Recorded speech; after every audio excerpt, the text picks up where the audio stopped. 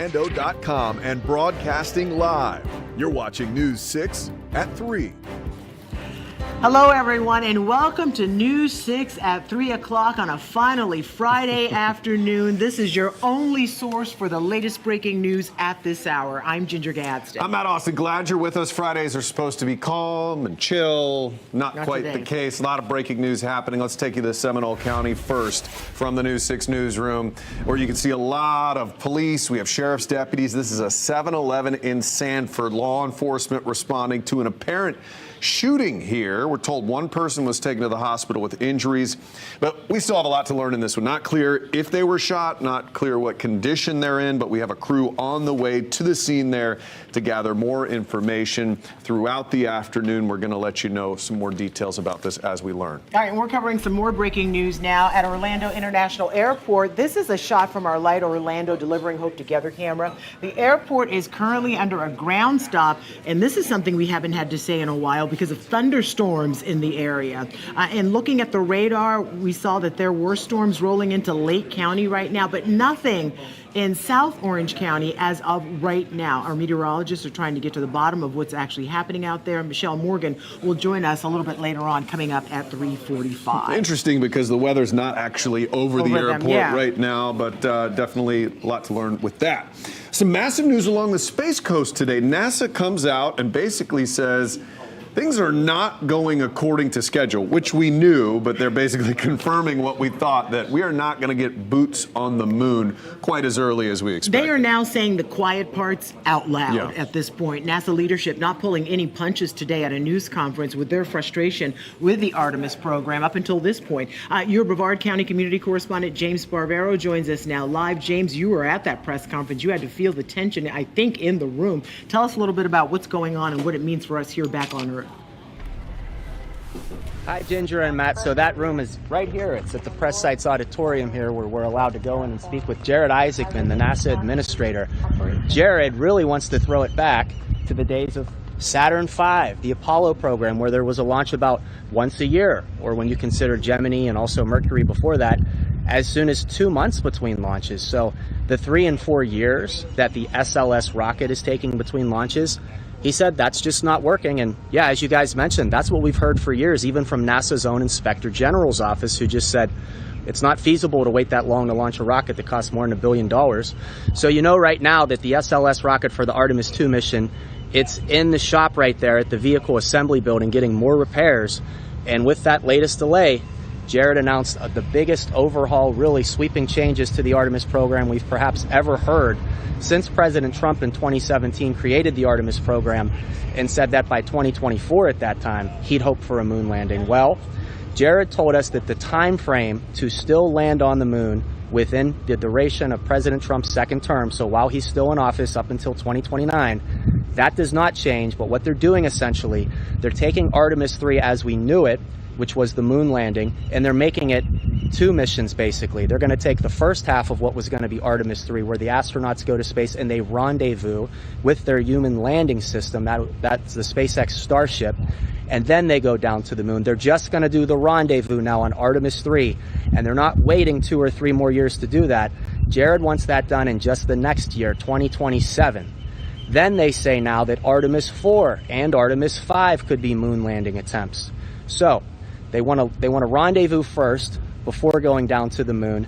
Then they feel another crew will be ready to go down to the moon, but they still do it within President Trump's second term and before the Chinese space program gets there. The race with China is such a big deal. So you're going to hear a lot from Jared. We're going to talk about the local and economic impact to the workforce here at Kennedy Space Center. Much more coming up at 4 o'clock when we take a deeper dive. But for right now, the program has changed as we know it. Yeah, this is still very ambitious. Who knows if they'll be able to stay on schedule with this, but it makes more sense because the jump from refueling up in the air, which the Starship has to go up there 15 to 20 times to get enough fuel up into space for the lunar landing to even be possible. This is not something you want to practice 3 or 4 years with gaps in between. It's almost like, I think of it, James, as like SpaceX launching those satellites. And when they first started, they didn't start like every week like we see them now, but they started to build and build and build. And I feel like, and I'm your opinion, because you're an expert out there, that this is what they are going to have to do, kind of model it after something like that. I think another big element here, this was brought up in the press conference, is public perception. So the longer we go in between Artemis launches, the more delays there are to the current launches. There's less confidence from the public, and they question if this is a waste of their taxpayer dollars to get boots back on the moon. Jared believes if you ramp it up, if you get a launch within 1 year, each year, you might have that same kind of enthusiasm, that patriotism like we saw in the Apollo days. Yeah, that is for sure. All right, James Barbero, we will hear much more from you and all of our newscasts coming up a little bit later on. Thank you for the update. So we talked about that public perception, and this is what we're checking out on our poll of the day. You can check out that QR code, scan it with your camera app, and it'll take you to this. So here's the question. Is it worth an estimated $93 billion in taxpayer money to return to the moon? Right now, most people, it's actually pretty close, are saying no, that is too much money.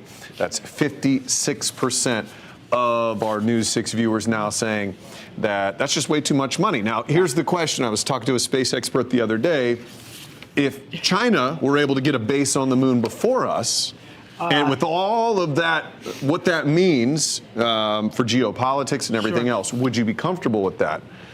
That's a big question. Well, you know, we tend to be very competitive here in America, and I watched a documentary that said the only reason we got to the moon first is because Russia was right on our tails, and we did not want them to beat us. So I feel like we always want to be first, so who knows, that timeline could shift a little bit. We'll have to wait and see. Thank you for weighing in on that poll. We are getting some surveillance video now that led to the arrest of a daycare worker. Deputies say a woman named Laura Flores was caught on video abusing some of the littlest.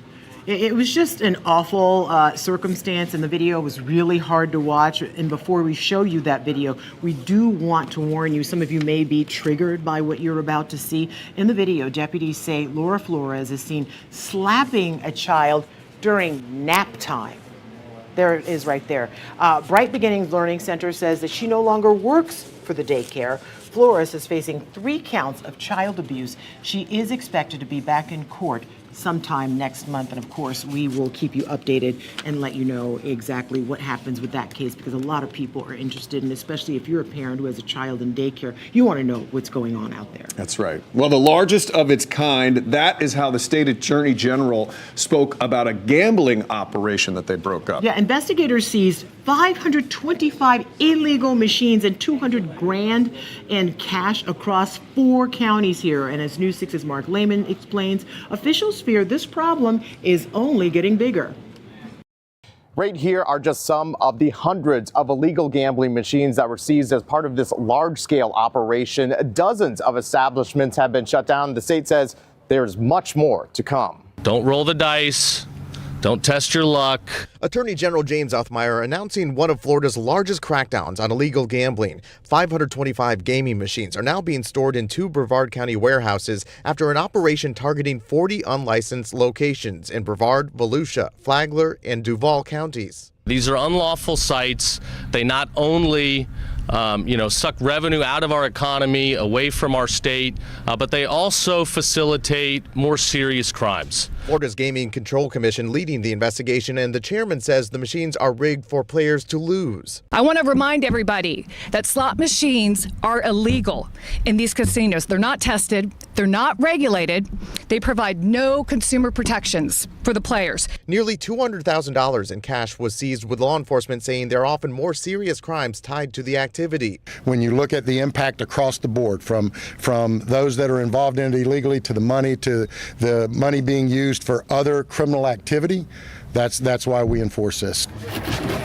Meanwhile, Othmeyer is warning anyone who is continuing to take part in illegal gambling across the state. Do not bet against the house on this one, I promise you. It is not going to work out well for you. Part of the problem with illegal establishments popping up is it's currently only a misdemeanor to operate one. That's something being addressed in a bill moving through the legislature right now, and if passed, it would strengthen punishment to a third-degree felony. In Brevard County, Mark Lehman, News 6. All right, well, the city of Orlando is working to make it easier to get people into homes while also at the same time cutting down on some empty spaces out there. The city officially launched its Open Door program. 3-year pilot program looks to turn more than 300 privately owned vacant lots in the Paramore area into new homes. Your Paramore community correspondent, Jarrell Baker, looked into this plan last weekend. Here's how it would work. A household earning up to 120% of the average area income. For a family of 4, that would be about $126,000. That family would be eligible. Home prices would be capped at $375,000. To reduce construction costs, rebates on impact fees and building permit fees will be awarded once the home is sold. Buyers need to put $45,000 down and have their own loan forgiven if they maintain the property for at least 5 years. That means they have to be in that house for at least 5 years. They couldn't flip it around. Exactly. And sell it for That's more what they're right trying away. to Yeah, avoid. very Yeah. important. All right. Bike Week is returning very soon to the world's most famous beach. But when bikers get there, the laws are going to be greeting them. Going to be a little bit different. How it's impacting things this year. All right. Plus, we want to get your gears turning. What is Central Florida known for?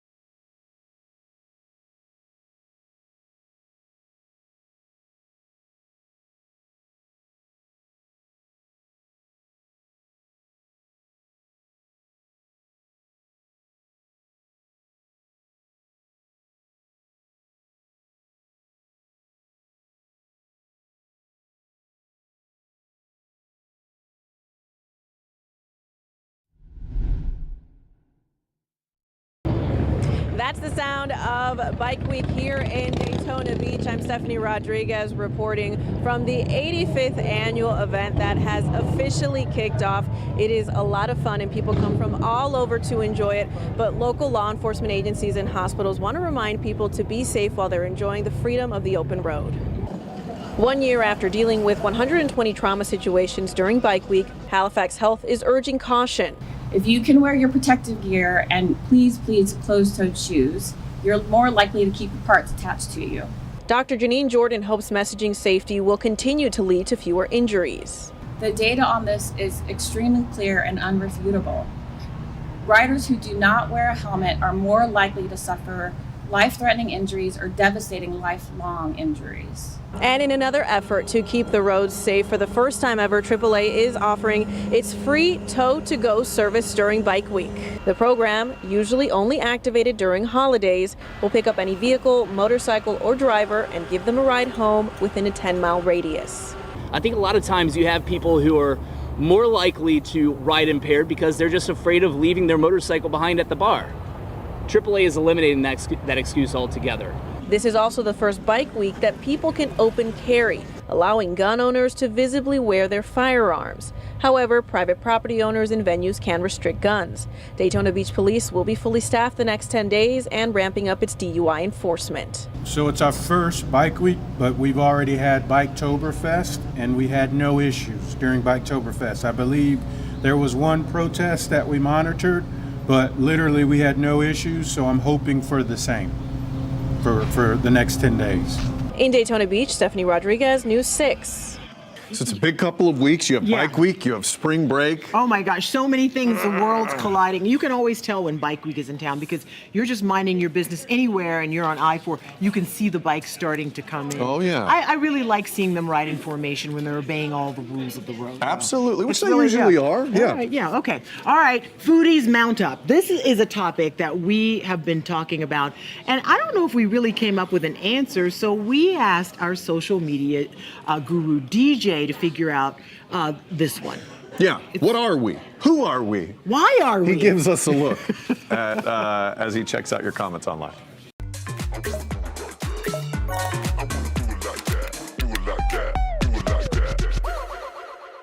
New York has its pizza, Chicago's got its deep dish, Philly's got cheesesteaks, Buffalo's got the chicken wing. What's the food Orlando is known for? We're checking in on Reddit for this one, and there's a great discussion happening on this post right here, asking what is Orlando's local specialty, and the comments are a lot of fun to read. Like this top comment, we gave the world Olive Garden, the birth of chain restaurants, Dole Whip? ?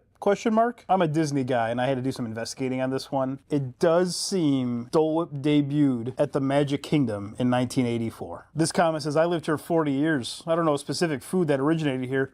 Love trying everything though. Mickey pretzel or turkey leg. Gotta embrace the theme park aspect of Orlando. These are food examples that are iconic to people who visit, and they have to get them every time they come. I don't think we have a local specialty. We pride ourselves in the diverse range of food we offer and how good it is. That's better than one singular item in my opinion. Zinger Mountain Melt. Now I also had to do some digging on this. It's not exactly Orlando, but I'm gonna say close enough. And if you don't know what a Zinger Mountain Melt is, look it up right now. And here's a hot take. Nice weather for 340 days of the year is way better than some random food identity. So I turn it over to you. What food is Orlando known for? Meantime, I'm just on the hunt for the best chicken wings in the area.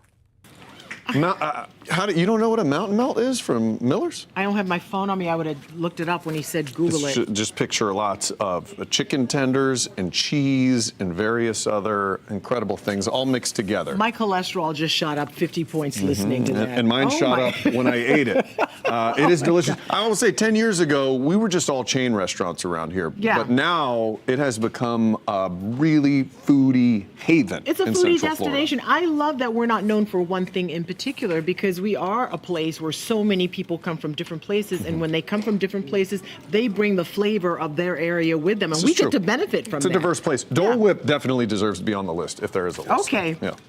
Well, still to come, a shocking turn of events in a huge media deal. Plus, speaking of food, the major pizza chain that is expected to close a bunch of its stores. That's coming up after the break.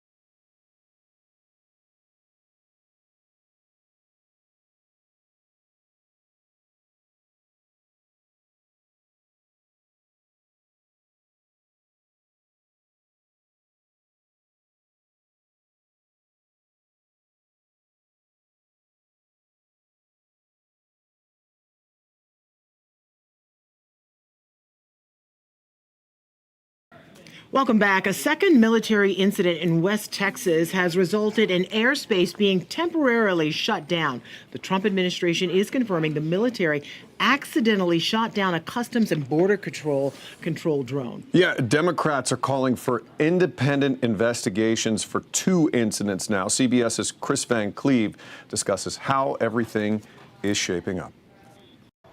It appears this latest incident occurred sometime Wednesday, though we didn't learn about it until late Thursday night when the FAA closed off additional airspace outside of the El Paso area in Texas. Think back a couple of weeks ago to the last time this high-energy laser was used. It was targeting what authorities thought was a drone linked to a Mexican drug cartel. It turned out to be a party balloon.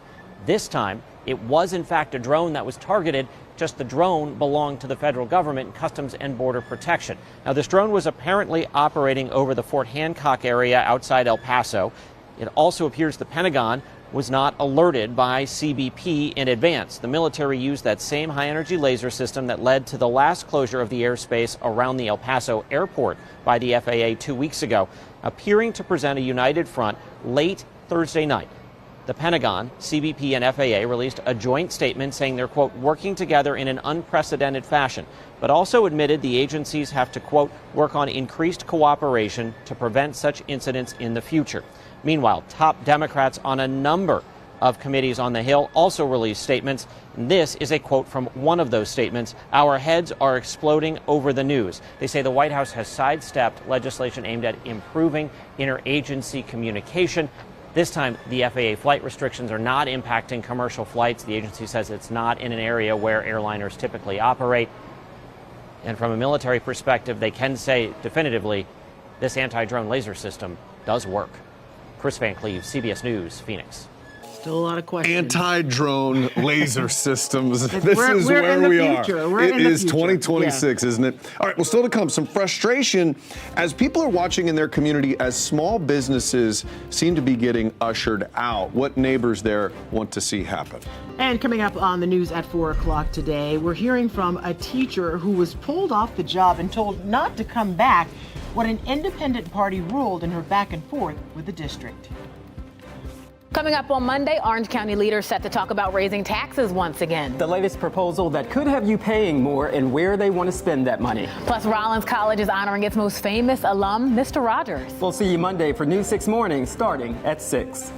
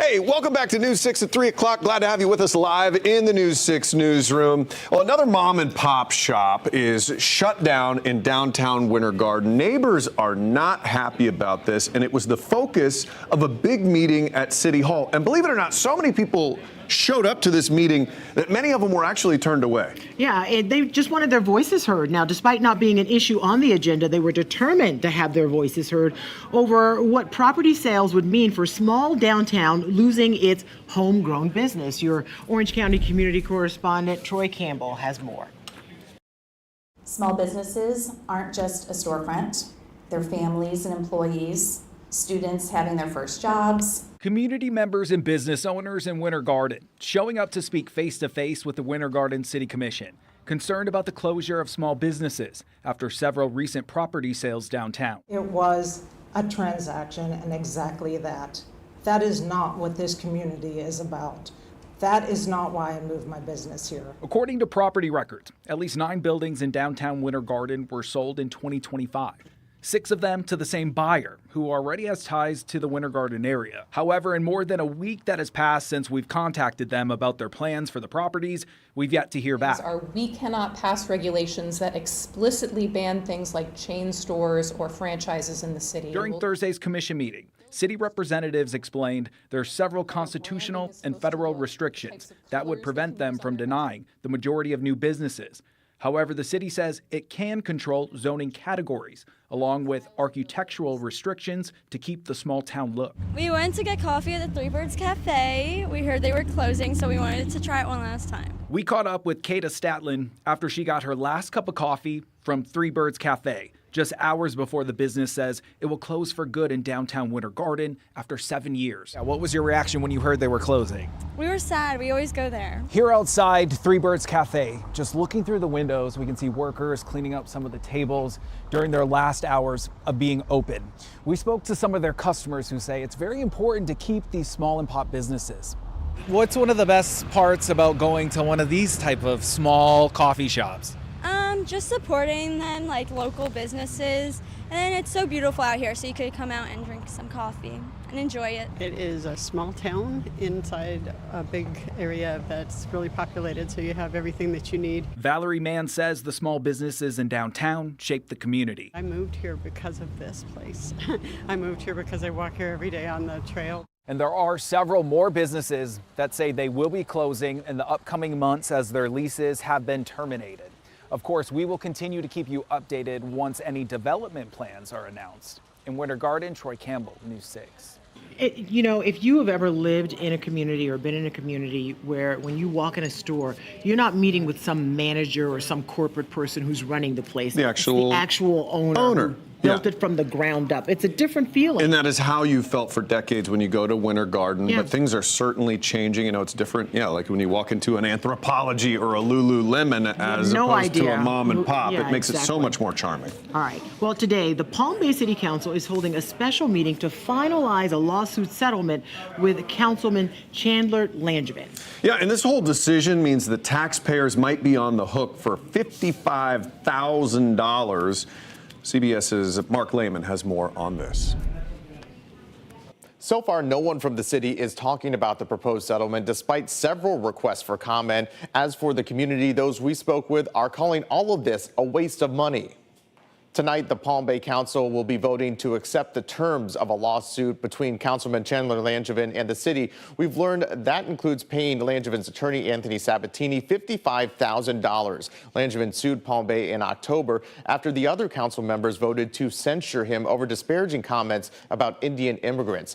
Langevin argued that limiting his powers violated his First Amendment rights, but under the terms of the settlement, neither party would admit to any wrongdoing. Some residents told us they would be upset to be paying not only for Langevin's attorney fees, but the city's as well.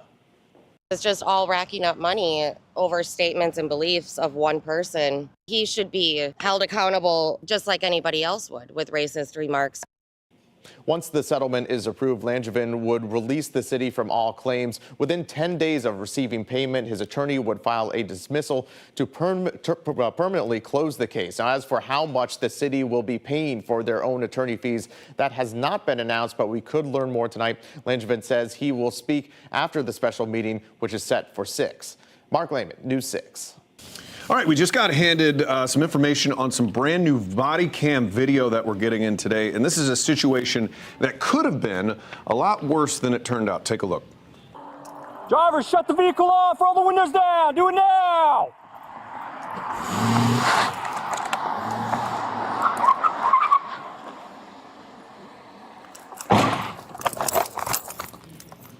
Yeah, you heard it. This was back on January 19th. Palm Bay police shut down an intersection for a crash with some serious injuries. That white car pulls up to the roadblock and then reverses into another police car, then speeds off. It crashed in the front yard of a home not even 3 minutes later. Officers pulled the driver, 25-year-old Anthony Nunnally, out of the car. That's when he asks officers, "Hey, what's going on?" Why are you harassing me? This is harassment. I haven't done it. Are you that f***ed up that you don't even remember running over a cop? I didn't run over a cop. And you crashed into some parked house? Dumb, dude.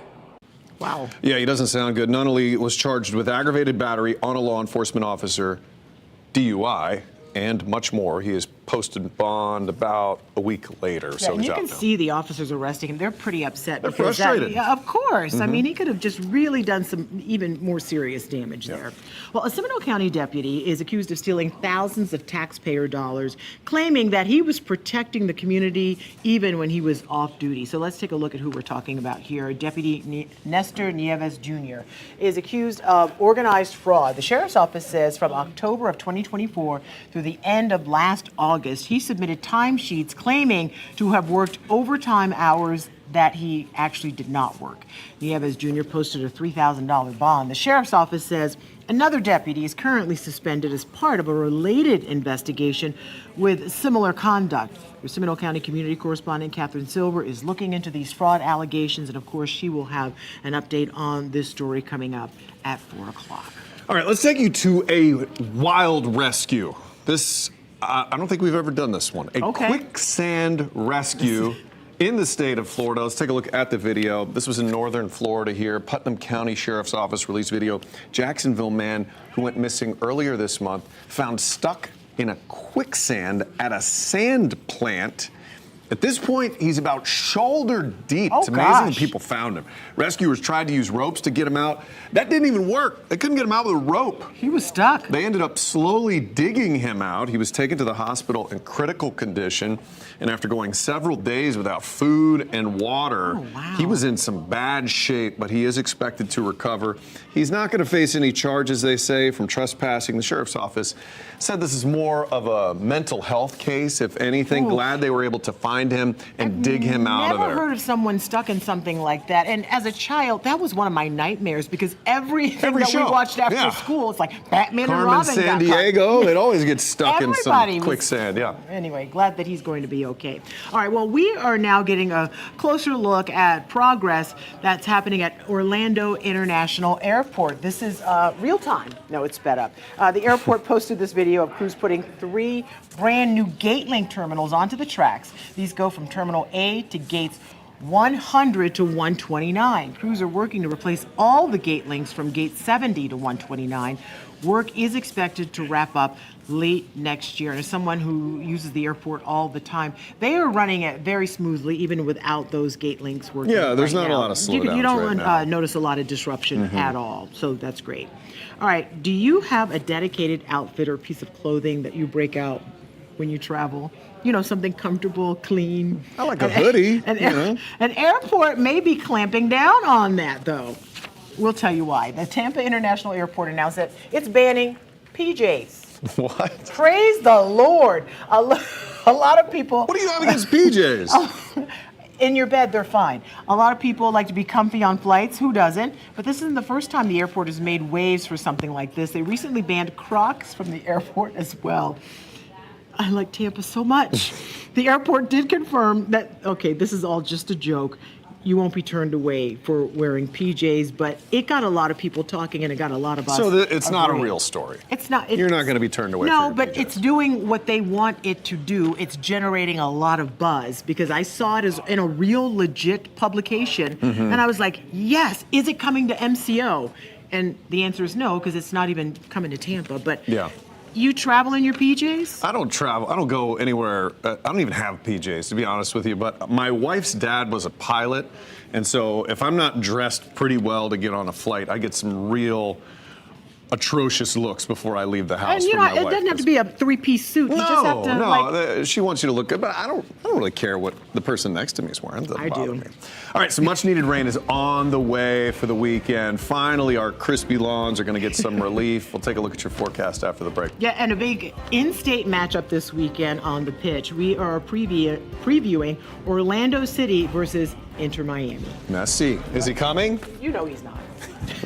This portion of the news is sponsored by Bill Ray Nissan Longwood. We do it the right way.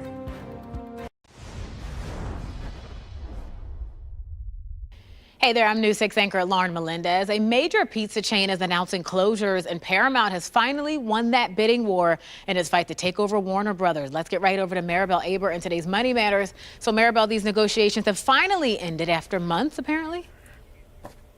Lauren, here are the details. Netflix backed out of its signed deal to acquire a portion of Warner Brothers Discovery. The streaming giant decided not to try to outbid Paramount, which increased its offer to $31 per share. For months, Netflix was the frontrunner in a fierce bidding war for the media company. WBD previously advised its shareholders to reject Paramount's earlier offers. The new deal with Paramount keeps WBD's cable channels intact instead of spinning them off, which would have happened under the Netflix deal. Wow, that's a big deal. All right, let's talk about some pizza here. Papa John's apparently closing hundreds of locations.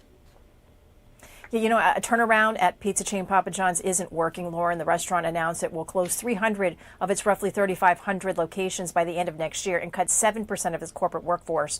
Papa John's had a weak fourth quarter that saw a 5.4% drop in sales. Now, Pizza Hut is also shuttering stores, but the problems aren't industry-wide. Domino's reported its sales went up by 3.7% last quarter. Lauren, my question for you is thin crust or deep dish?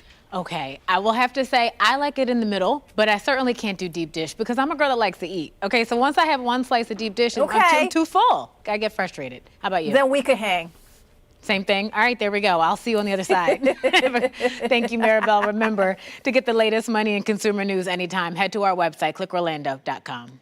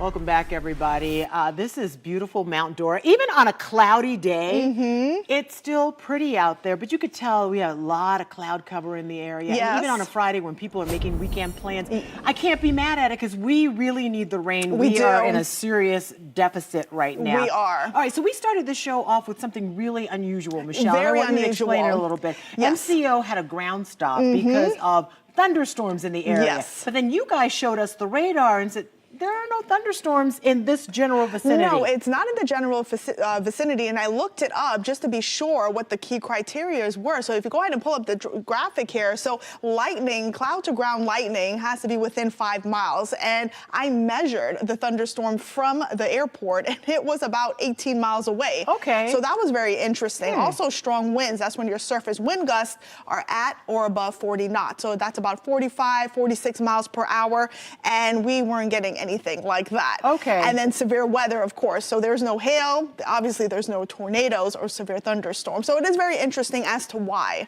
there was a ground Okay, stop. I'm sure we'll get some answers a little bit later on. I'm sure we will. All right, we need some answers about the weekend forecast. Of course. There's so many things happening across town. If you missed my 6 things to do, don't worry, it's coming up, but there's plenty to do. So as we take a look at the latest radar here, again, I am tracking rain moving across central Florida, really over parts of Lake, and we're looking at Seminole and Volusia counties. You can see all those oranges and reds, so that's heavy rain, even parts over Marion County getting in on that heavy rain, but we're not finished with it yet. Look at all of this rain over the Gulf that will be moving into the area as we go through the evening hours. So if you do have any plans, just make sure you have that umbrella nearby. Temperatures are warm. We're looking at 60s, 70s, 80s. Pinpoint forecast for Claremont. Look at those rain chances, Ginger. They're going up to 80%. And she's like, yes, we love it. For anybody getting rain. Exactly, we need it. So we're looking at those forecast lows in the 60s across central Florida, but I do want to talk about the timing here. Looking at more rain, looking at embedded thunderstorms producing heavy rain at times during the overnight. Stopping the clock at 5 here, looking at most of the heavy rain shifting along the I-95 corridor. So again, many of us will get in on the heavy rain as we go through the next 12 hours, which we need. Everywhere across central Florida dealing with some level of drought. Heading into Saturday afternoon, we could see a few isolated strong to severe thunderstorms. Okay. So we'll be watching out for that. Because of that, we're looking at a marginal risk for parts of Osceola as well as Brevard County. So I'll leave you here with your 7-day real quick. 84 today, 76 tomorrow, 77 on Sunday, but the rain moving in tonight. All right, and people can keep track of all of this by downloading the app because it's going to be a weekend where people are outside. Of course, and you need to know the timing on all of that, and we're always updating it. All right. I'm News 6's Haley Coombs here at Legoland, Florida. We are getting our first look at its new star attraction. That's a mix of cosmic thrills and a dose of STEM. What's so exciting is this is the only coaster launching in Florida in 2026. And as you go through the interactive queue, you meet Space Dipper, Biff Dipper. 3, 2, 1. He's our first ever robotic minifigure. He guides you through the ride. And then what's really exciting and unique, as a family, you can then build your own roller coaster. The experience blends immersive storytelling and plenty of nostalgia, showcasing 1970s spacemen minifigures and modern space sets. What's unique about Lego and Legoland, blending play and interactivity with creativity. And so there are 625 different ways of designing your own roller coaster. And Galactic Coaster is now open at Legoland, Florida. You can find more details in this web story on clickorlando.com. I'm Haley Coombs, News 6. More fun things to do. Have you guys been to Legoland? Oh, yeah. Yes. Okay. I was there when it opened. Yes. Yeah. Good times. It's been a while. I'm a but little still. big for the rides, but it's fun. They're still sweetening it up, though. Yeah. All right, we're going to talk about another change happening at the most magical place on Earth. This weekend is your final opportunity to ride the Rock and Roller Coaster starring Aerosmith at Disney's Hollywood Studios. The ride is closing on Sunday as Disney will begin rebranding it to a Muppets theme. An official opening date for the new ride has not been announced. All we know is it will be sometime over the summer. You can stay up to date, though, with everything theme parks by signing up for our In the Loop Theme Park Scoops newsletter with Haley. She sends it out to your inbox every Friday. That's a great Always stuff ride. changing. Yeah. I love the rock and roll. Starts you off going really fast. Maybe you'll love the Muppets theme, too. Something tells me He's I not. will. Just don't do anything with the Tower of Terror. That's, I that love is a good one. All right, well, if the theme parks aren't your cup of tea, there's a big matchup on the pitch this weekend. Yeah, Orlando City's second match of the season is against an in-state rival. You may have heard of them, Inter Miami. Yes, I think so. Ryan Welch joins us now live from Inter & Co Stadium. And Ryan, once again, this will likely be the one game with the most expensive tickets of the season. Yeah, I have heard of Inter Miami, guys, and I've heard of that Messi guy for sure.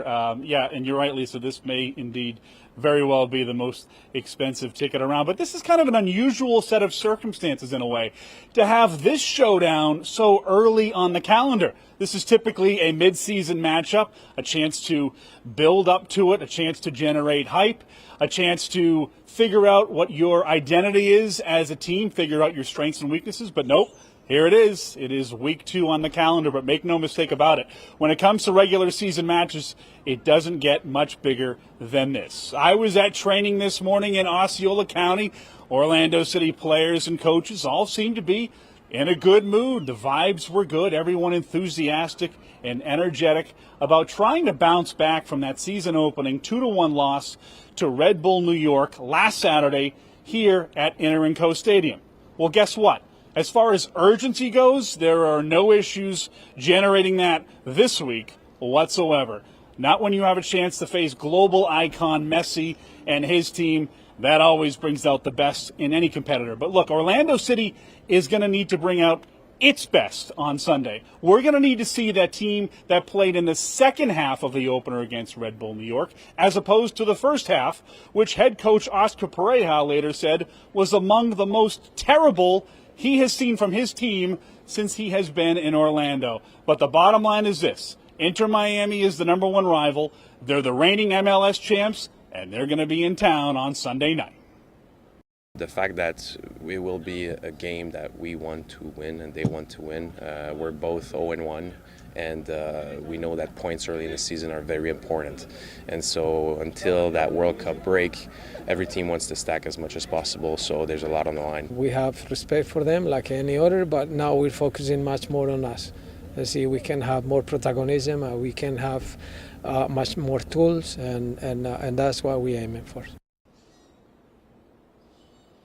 Yeah, and they're aiming for a big win, that's for sure. Of course, the $64,000 question, I know it's on your mind. Will Messi make the trip? Well, we don't know. We do know this.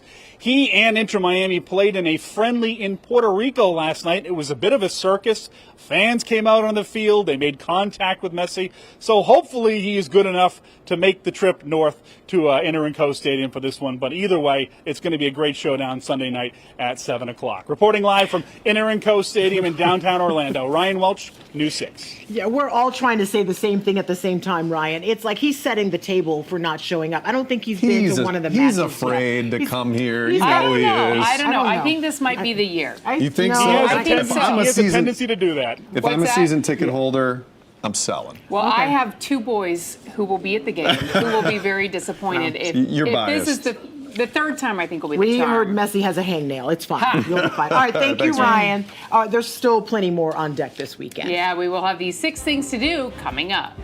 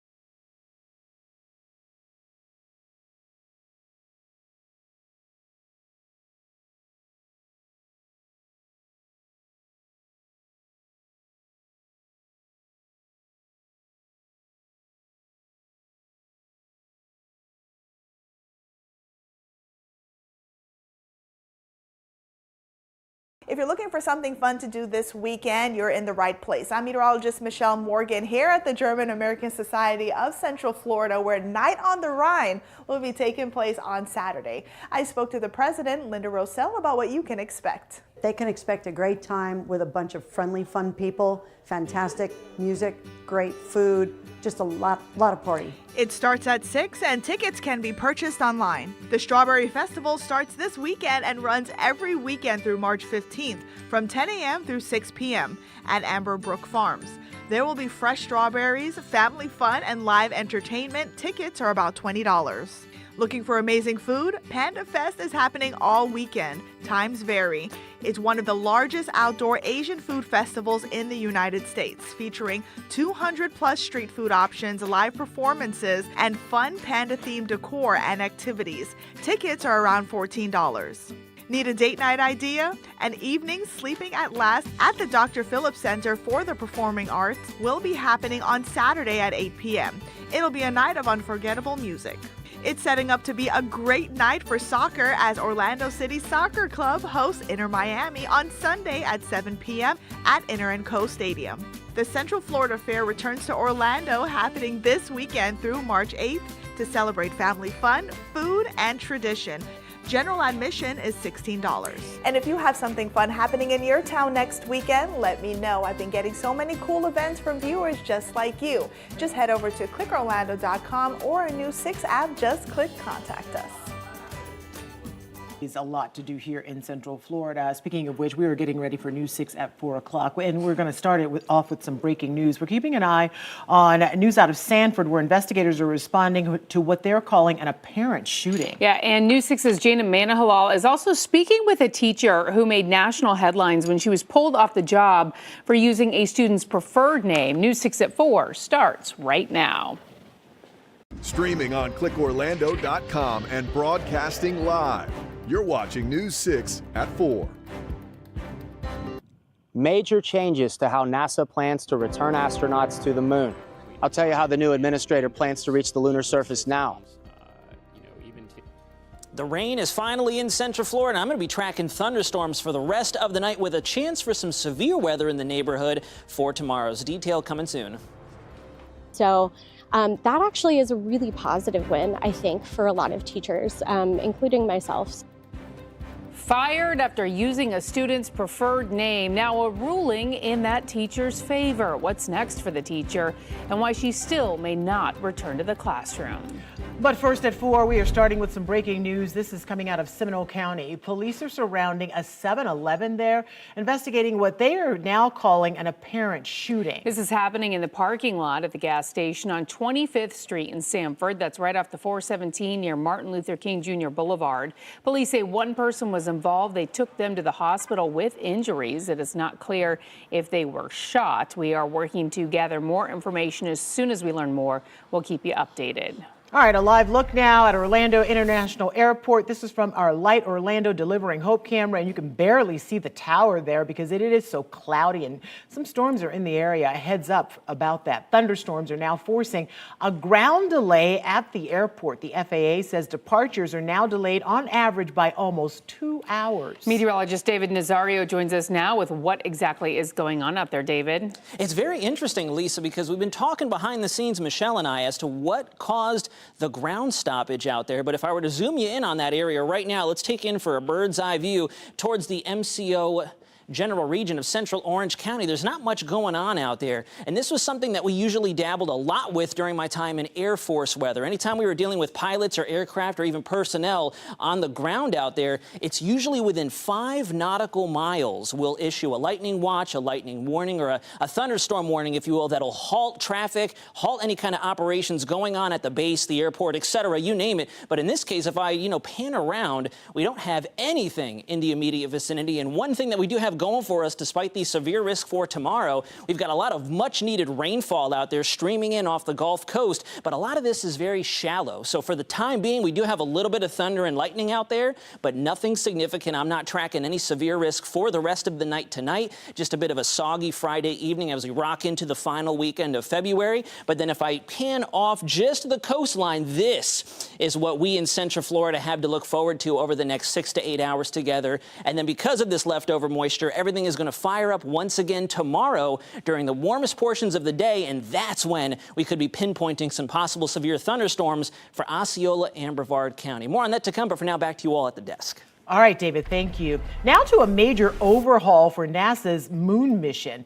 You're taking a look at the adjusted timeline here. The top shows the changes, which include a revamp of Artemis 3, which no longer involves a moon landing. The bottom shows what leaders are planning or were planning before that. Today, the NASA administrator announced the moon landing was just not possible without another preparatory mission beforehand. We have team coverage on this. News 6 space expert Eric Von Enken is live in the studio with 22 years of experience covering launches. But first, let's get to your Brevard County community correspondent James Sparvero with the latest. James.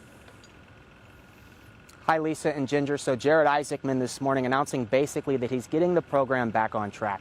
We've talked for many years how Artemis is behind schedule and billions of dollars over budget. That's your taxpayer dollars. And even now, the Artemis 2 mission, which is flying around the moon, it needs repairs, and that's why the vehicle's in the shop right now at the Vehicle Assembly Building. Now Isaacman breaks news that that highly anticipated moon landing will not happen on Artemis 3. It should be incredibly obvious.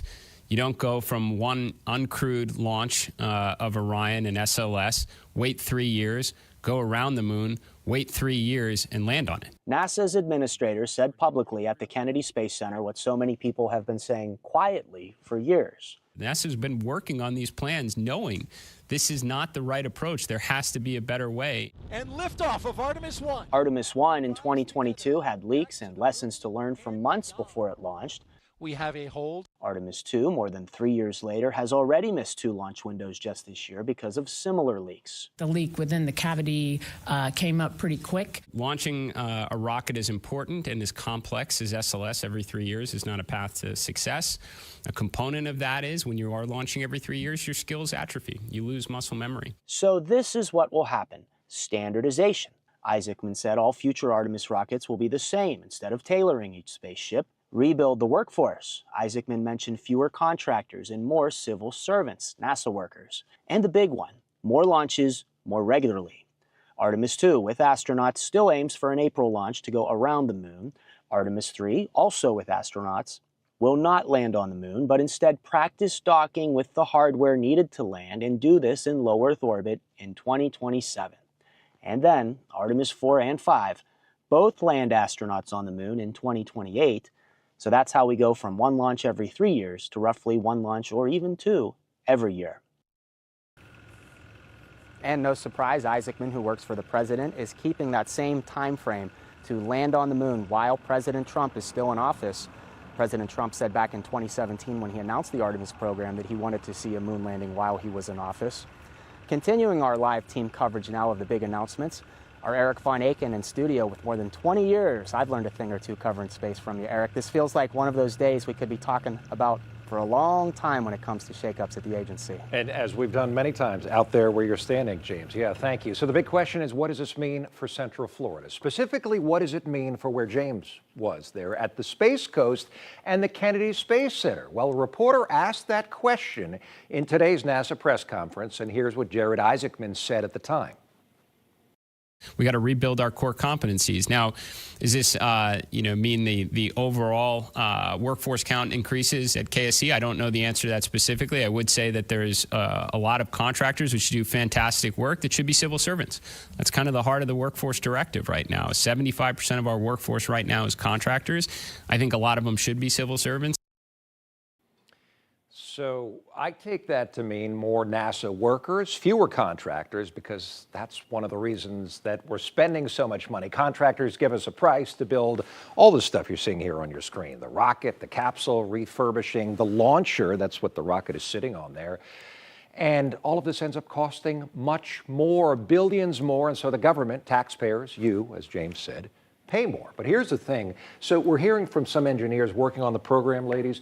They tell us you can't just hire a newbie and expect them to become essentially a rocket scientist. Yeah, an right? expert, yeah. NASA has already lost some of the best, as we've been reporting on, because with every new administration in Washington, typically comes a new directive. So how many people want to keep working on a program that keeps getting upended when there are so many other space options right now, like those big commercial companies we have talked about several times. Sounds right? like they need someone with 22 years experience, Eric. You know, I can't build rockets. Yeah, you could certainly learn. But you know, if you're going to can tell you listen to about him. anyone, Jared Isaacman is a great person. He's a two-time space traveler, and he Absolutely. knows what it will require to do the things that need to be done out Yes. there. This is the first time I can think of that a private individual, not a politician, has taken over NASA, right? Think of all the people before that, like Bill Nelson, right? Former senator, who did fly to space, but still he was a senator, right?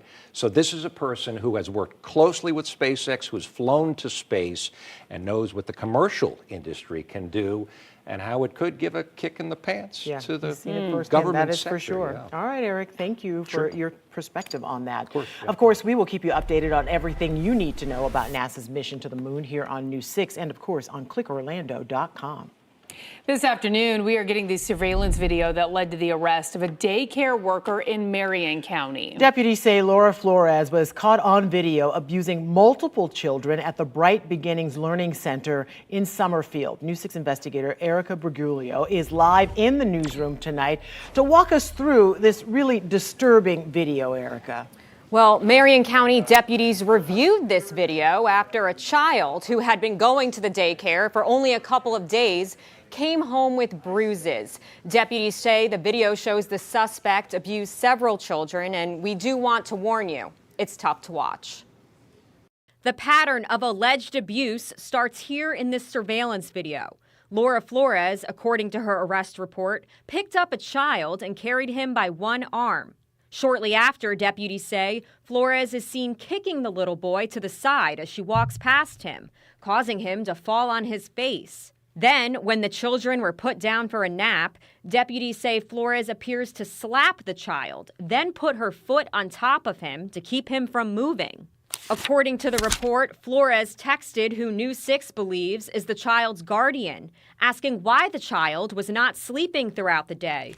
Deputies also point out in this report the suspect's own child was in the classroom, and she appeared to be frustrated about having to leave her own child to deal with the other children. Deputies say during nap time, Flores is seen on video slapping another child. The little girl falls, then Flores appears to hit her again. The sheriff's office says this surveillance video shows Flores slapping a third child in the back of the head. News 6 has confirmed she no longer works at Bright Beginnings Learning Center. In a statement, the daycare says it is cooperating with investigators and, quote, the safety and well-being of the children in our care is our highest priority. Flores is facing 3 counts of child abuse. She bonded out of jail earlier this week. Flores is expected back in court next month. Ginger? Such a disturbing story in the video to watch. All right, Erica, thank you. Well, out of the classroom after using the wrong name. Now we're learning and hearing from the Brevard teacher who lost her job after a parent reported her to the district. News 6's Jana Manahalal joins us now live in studio. And Jana, the teacher won part of an arbitration, but that does not mean she'll be getting her job back, right? That's correct. Now, the teacher, Melissa Calhoun, calls the decision in her case a win for all teachers. But while the arbitration is a win, Brevard Public Schools has no plans on rehiring her. You know, there was a win in the arbitration. It was a win for accountability. The arbitrator ruled that the district needs to rescind my formal letter of reprimand, which is really positive. Melissa Calhoun had been teaching for 12 years in Brevard County when she referred to a student of hers by their preferred name. Because of this, Brevard Public Schools let Calhoun go from her position at Satellite High School, a move that led to arbitration between the district and the teachers union, with the union arguing the move violated the teacher's contract. The arbitrator also ruled that ultimately the district did not uphold the policy set forth in their own process, according to our contractual bargaining agreement. While the arbitrator ruled the letter of reprimand Calhoun received will now have to be removed from her record, it stopped short of saying whether or not she would get her job back. Get to teach students, it makes me miss the classroom every single day because I really did love teaching more than anything. In a statement, the district said in part, this was not simply a nickname or a casual classroom interaction. It was the repeated use of a male name for a female student, a clear participation in a student's social gender transition without the required parental consent. I mean, the reality too for me is I do have 2 small children who, this is their community as much as it is mine. I grew up here, so I have family here. My husband's job is here. So we're very much committed to Brevard County. Now, right now, there is a teacher who was at Satellite High School who is under investigation for the same situation, but so far, no action has been taken in that case. Guys? All right, Jana, thank you for the update. Now to a deputy arrested on fraud charges. He is accused of claiming overtime he did not work. How investigators say they caught on. That's coming up. Plus, to be number one is a huge honor, and I don't take that lightly. this first responder just won Firefighter of the Year, and his resume goes way beyond fires. What set him apart after 2 decades on the job? That's next. This portion of the news is sponsored by Seminole Hard Rock Hotel and Casino.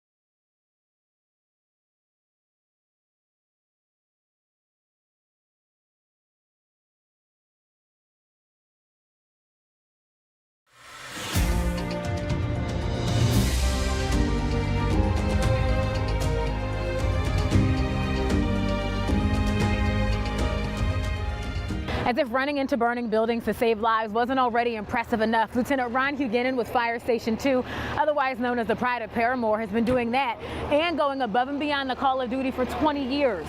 I'm News 6's Lauren Melendez with a look at the top honor he is now getting from the governor. Yeah, okay, go ahead.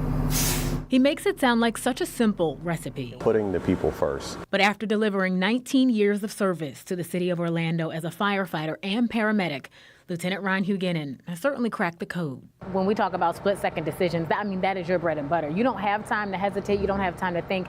Once you get a call, that training has to kick in right away. Right. And that's one of the things Orlando Fire Department is known for their training. The people who came before me, they set a standard for us to follow.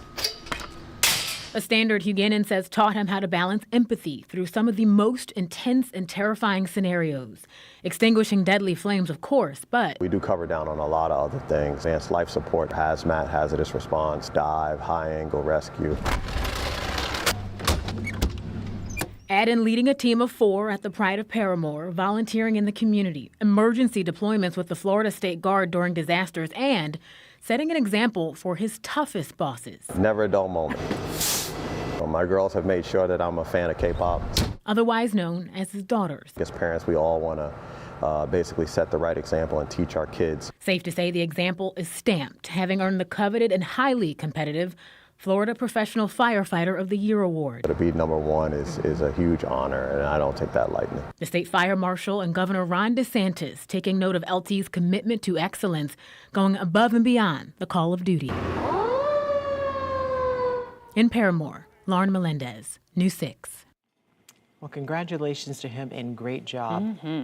All right, we want to check in now with meteorologist David Nazario because we are seeing something we haven't seen in quite a while, and that's a lot of activity on the radar right now, David. Oh, yeah, and the best part about this, Lisa, is it's going to stick around. It's not like we're going to get our 5-10 minutes of heavier rainfall and then we're dry again for the foreseeable future. Now, before I get into those details, I wanted to take us back to the live radar because we're starting to get to that point in the day where the stronger stuff is beginning to come together. Up near Palm Coast, we've got some thunderstorms really firing up. Marion County, Ocala, and the Villages are absolutely bathed in some stronger thunderstorms as well as heavier rainfall, but it's down here in southern Brevard, southern Osceola County. I'm going to zoom us on in.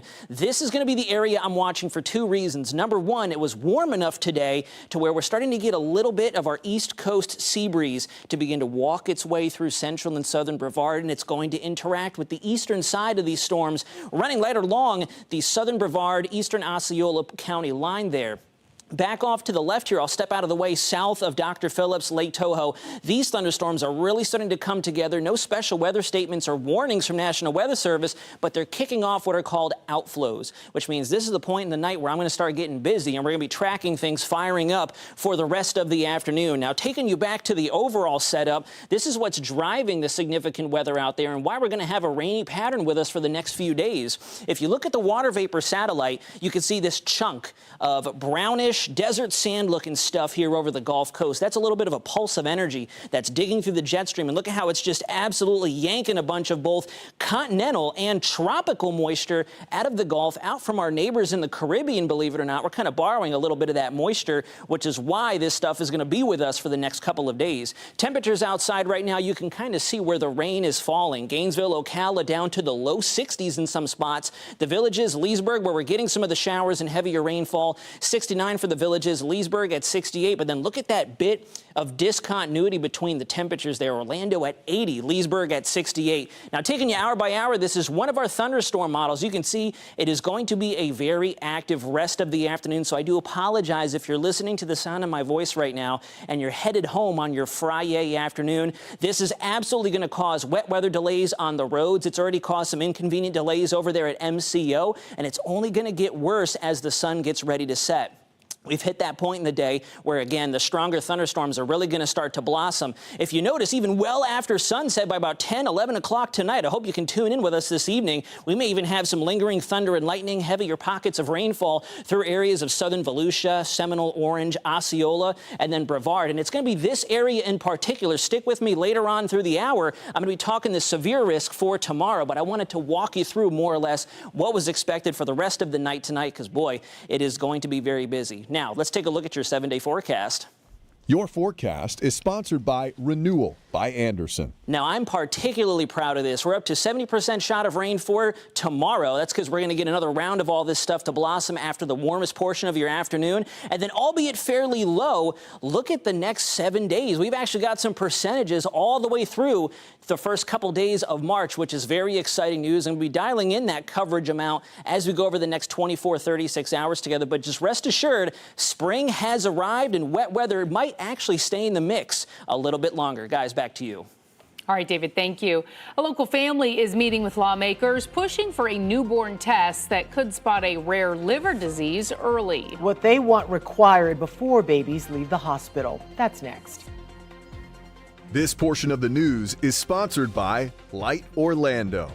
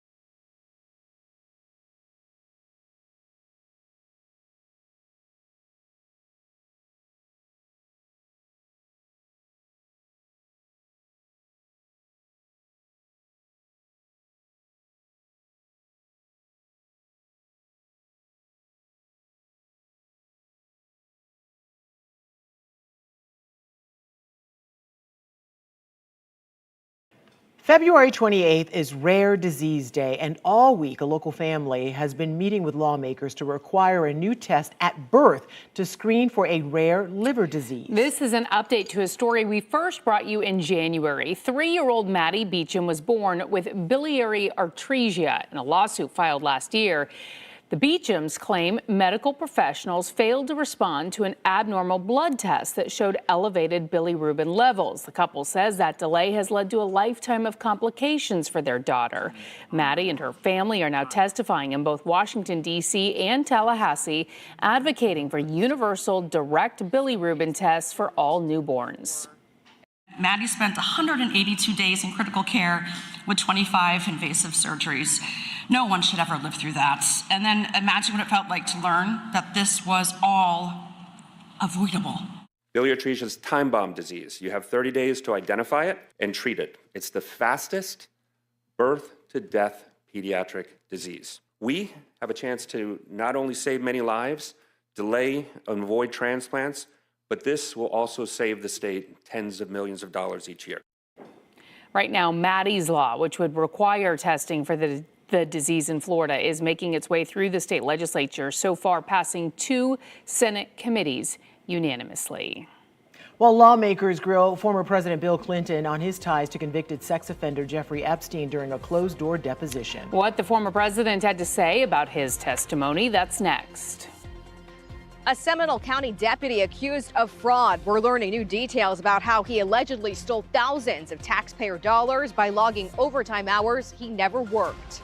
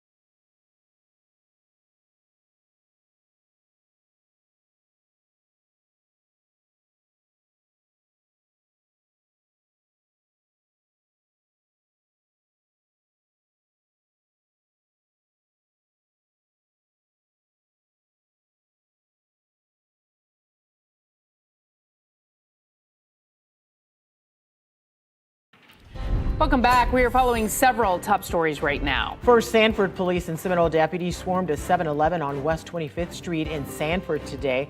The police department tells us it was due to an apparent shooting. We're told one person was taken to the hospital. We're pressing investigators right now for more information. NASA's administrator saying today Artemis 3 will not land on the moon. It's all part of a broader set of changes to the program. Those changes include now attempting the first moon landing with Artemis 4 in 2028.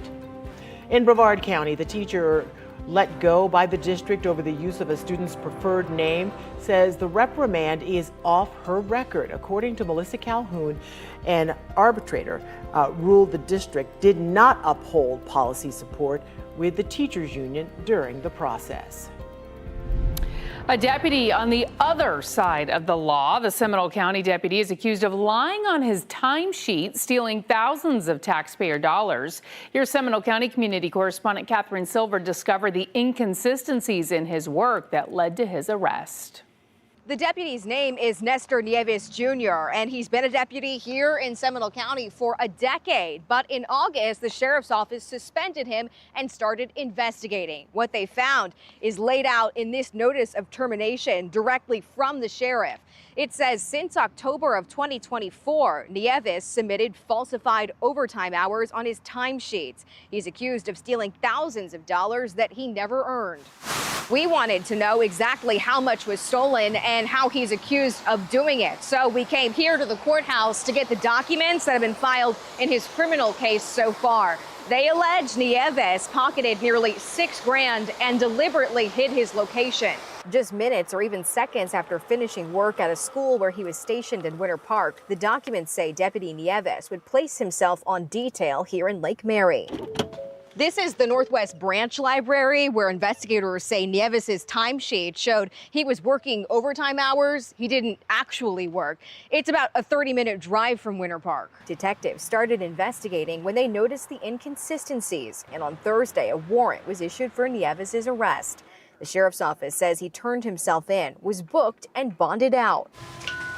We went to an address listed on the court documents Friday to try to ask him about these allegations. No answer. We've also asked the sheriff's office about oversight. In a statement, the office said it holds its members to the highest standards, and when allegations of misconduct arise, they are thoroughly investigated. In Seminole County, Catherine Silver, News 6. Another mom and pop shop in downtown Winter Garden is now officially closed. Three Birds Cafe shut down. After 7 years in business, someone is buying up several buildings, forcing businesses out, and now people are pushing city leaders to take action. It was a transaction, and exactly that. That is not what this community is about. That is not why I moved my business here. Last night's city meeting was so packed, some people were turned away. According to property records, at least 9 buildings in downtown Winter Garden were sold in 2025, 6 of them to the same buyer who has ties to the Winter Garden area. More than a week ago, we reached out to them to ask about their plans for the properties. We have yet to hear back. During last night's commission meeting, city leaders explained there are several constitutional and federal restrictions preventing them from denying the majority of new businesses. Many say the small businesses there now shape the community. It is a small town inside a big area that's really populated, so you have everything that you need. The city says it can control zoning categories along with architectural restrictions to keep the small town look. Former President Bill Clinton testified he did nothing wrong as he faced questions from lawmakers about his relationship with the late convicted sex offender Jeffrey Epstein. Taurine Smalls is on Capitol Hill with the latest. A motorcade believed to be former President Bill Clinton's arrived at the Chappaqua Performing Arts Center Friday. Inside, he told the House Oversight Committee that he, quote, saw nothing and did nothing wrong in connection with convicted sex offender Jeffrey Epstein. President Clinton, as of right now, is cooperative and answering all of our questions. In a prepared opening statement, Clinton said, as someone who grew up in a home with domestic abuse, not only would I not have flown on his plane if I had any inkling of what he was doing, I would have turned him in myself and led the call for justice for his crimes, not sweetheart deals. This is the first time a former president was forced to testify before Congress under subpoena. This comes after he and former Secretary of State Hillary Clinton were threatened with contempt charges. No one's accusing anyone of any wrongdoing, but I think the American people have a lot of questions. In his prepared remarks, the former president, who appears in multiple photos in the Epstein files, also slammed the committee for dragging his wife into the investigation. She testified Thursday. I don't know how many times I had to say I did not know Jeffrey Epstein. Democrats on the committee want President Trump to testify. This is not a hoax. He has not been exonerated, and we have serious questions for President Trump. There are also bipartisan calls to hear from Commerce Secretary Howard Lutnick. A photo shows him in the blue shirt and several others on Epstein's island. Lutnick has not been accused of any wrongdoing. Torian Small, CBS News, Capitol Hill. State lawmakers are supporting new restrictions on large-scale AI data centers. Many people are concerned they will use too much water and power, causing their utility bills to go up. After a unanimous vote in the state Senate, the bill now heads to the House. The measure addresses key issues like electricity and water use needed to maintain the data centers, and it requires public notice of when plans are filed for a data center in different communities. State lawmakers say the goal is to help Floridians avoid issues that are happening in other states like Virginia. People there have seen price increases with the massive energy-demanding data centers. This conversation will continue to evolve, and the power generators, the water suppliers, and the AI folks and the local communities are going to find a way to make all of this work. Our constituents are telling us that they have major concerns about the impact of data centers on their electricity bills, on the environment, on water use, on so much. The data center bill would require the Florida Public Service Commission to develop what are known as tariffs and service requirements. It would make sure those data centers cover their own costs so it's not shifted to the public. Now to a big soccer matchup this weekend. Yeah, Orlando City will be taking on in-state rival Inter Miami. News 6 Sports anchor Ryan Welch joins us now live from Inter and Co Stadium with what we can expect. And you know the anticipation is building on this one, Ryan. It certainly is building, ladies. Look, this is the one. This is the date that Orlando City fans circle on the calendar when the schedule comes out at the beginning of the season. Inter Miami's annual trip north to Inter and Co Stadium, which will be pulsating come Sunday night. But this is typically a mid-season matchup. The difference this time around, it's only week 2 of the regular season. Today was training this morning at Osceola County. I was there for it. The Lions jumping at the opportunity here to face Inter Miami. Now look, this of course is Messi's team. And Orlando City fans are hoping beyond hope to catch a glimpse of the superstar from Argentina after he failed to make the trip to Orlando the past 2 seasons. Let's hope that changes. But one thing is for sure, Orlando City says, look, they're just focused on themselves right now and righting some wrongs from the season opening 2-1 loss to Red Bull New York. The team is approaching like a final, you know, it's a derby. We want to win, that is for sure. And then the other thing as well is that we want to bounce back from the loss at home against New York. The team has been in a great mentality and a great work ethic this week, so we want to carry that into Sunday. You just heard from Maxime Crepeau. He's Orlando City's new goalkeeper. He's Canadian. He and his Canadian mates faced Messi in Argentina in a Copa America match back in 2024. Now, Argentina won that match 2-0, but Crepeau made several key one-on-one saves against Messi, and Orlando City fans are hoping to get that kind of performance again on Sunday night, whether or not Messi decides to show.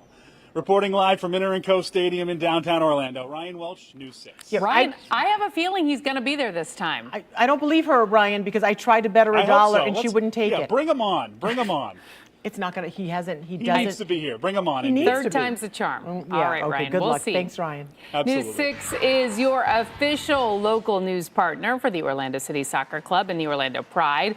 So what does this mean for you? This exclusive local partnership gives News 6 viewers access to full match replays and exclusive team programming on News 6, as well as team stories and coverage on clickorlando.com and special shows highlighting players, fans, and more. Well, for the first time in 85 years, open carry is allowed at Daytona Bike Week, but not everywhere. We are taking a look at the big crowds expected and what people need to watch out for. That's next. Plus, a huge illegal gambling sting in Central Florida. Hundreds of rigged machines, dozens of locations shut down, and the state says this isn't over yet.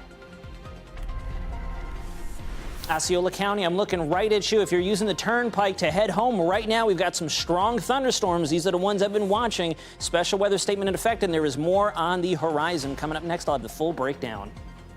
And as we head to break, we want to remind you to check out our primetime schedule on News 6 Plus. We have a new take on the day's news on News 6 tonight. That's at 9. Go in depth as we answer your weather questions at 9:30. Then watch the late news an hour earlier. It's all tonight on News 6 Plus. Download our streaming app for free. Search WKMG in your smart TV's app store. It's also available on Roku, Apple TV, and Fire TV. This portion of the news is sponsored by Seminole Hard Rock Hotel and Casino.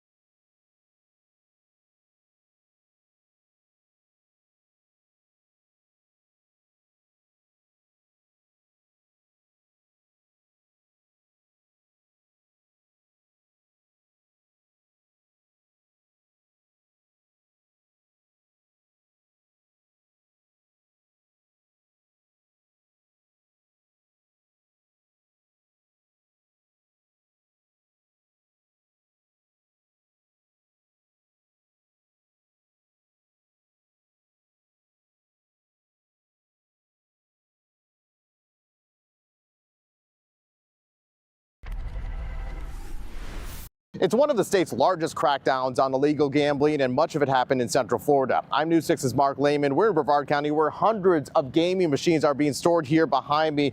Dozens of establishments also shut down. The state says there's more to come. Don't roll the dice. Don't test your luck. Attorney General James Othmeyer announcing one of Florida's largest crackdowns on illegal gambling. 525 gaming machines are now being stored in 2 Brevard County warehouses after an operation targeting 40 unlicensed locations in Brevard, Volusia, Flagler, and Duval counties. These are unlawful sites. They not only suck revenue out of our economy, away from our state, but they also facilitate more serious crimes. Florida's Gaming Control Commission leading the investigation, and the chairman says the machines are rigged for players to lose. I want to remind everybody that slot machines are illegal in these casinos. They're not tested, they're not regulated, they provide no consumer protections for the players. Nearly $200,000 in cash was seized, with law enforcement saying there are often more serious crimes tied to the activity. activity. When you look at the impact across the board, from those that are involved in it illegally to the money being used for other criminal activity, that's why we enforce this. Meanwhile, Othmeyer is warning anyone who is continuing to take part in illegal gambling across the state. Do not bet against the house on this one, I promise you. It is not going to work out well for you. Part of the problem with illegal establishments popping up is it's currently only a misdemeanor to operate one. That's something being addressed in a bill moving through the legislature right now, and if passed, it would strengthen punishment to a third-degree felony. In Brevard County, Mark Lehman, News 6. A new space-themed roller coaster is now officially open at Legoland. The new Galactic Coaster blends storytelling and 20,000 minifigures. It's also interactive. You have the chance to design your own coaster. What's so exciting is this is the only coaster launching in Florida in 2026. And as you go through the interactive queue, you meet Space Dipper, Biff Dipper. 3, 2, 1. He's our first ever robotic minifigure. He guides you through the ride. And then what's really exciting and unique, as a family, you can then build your own roller coaster.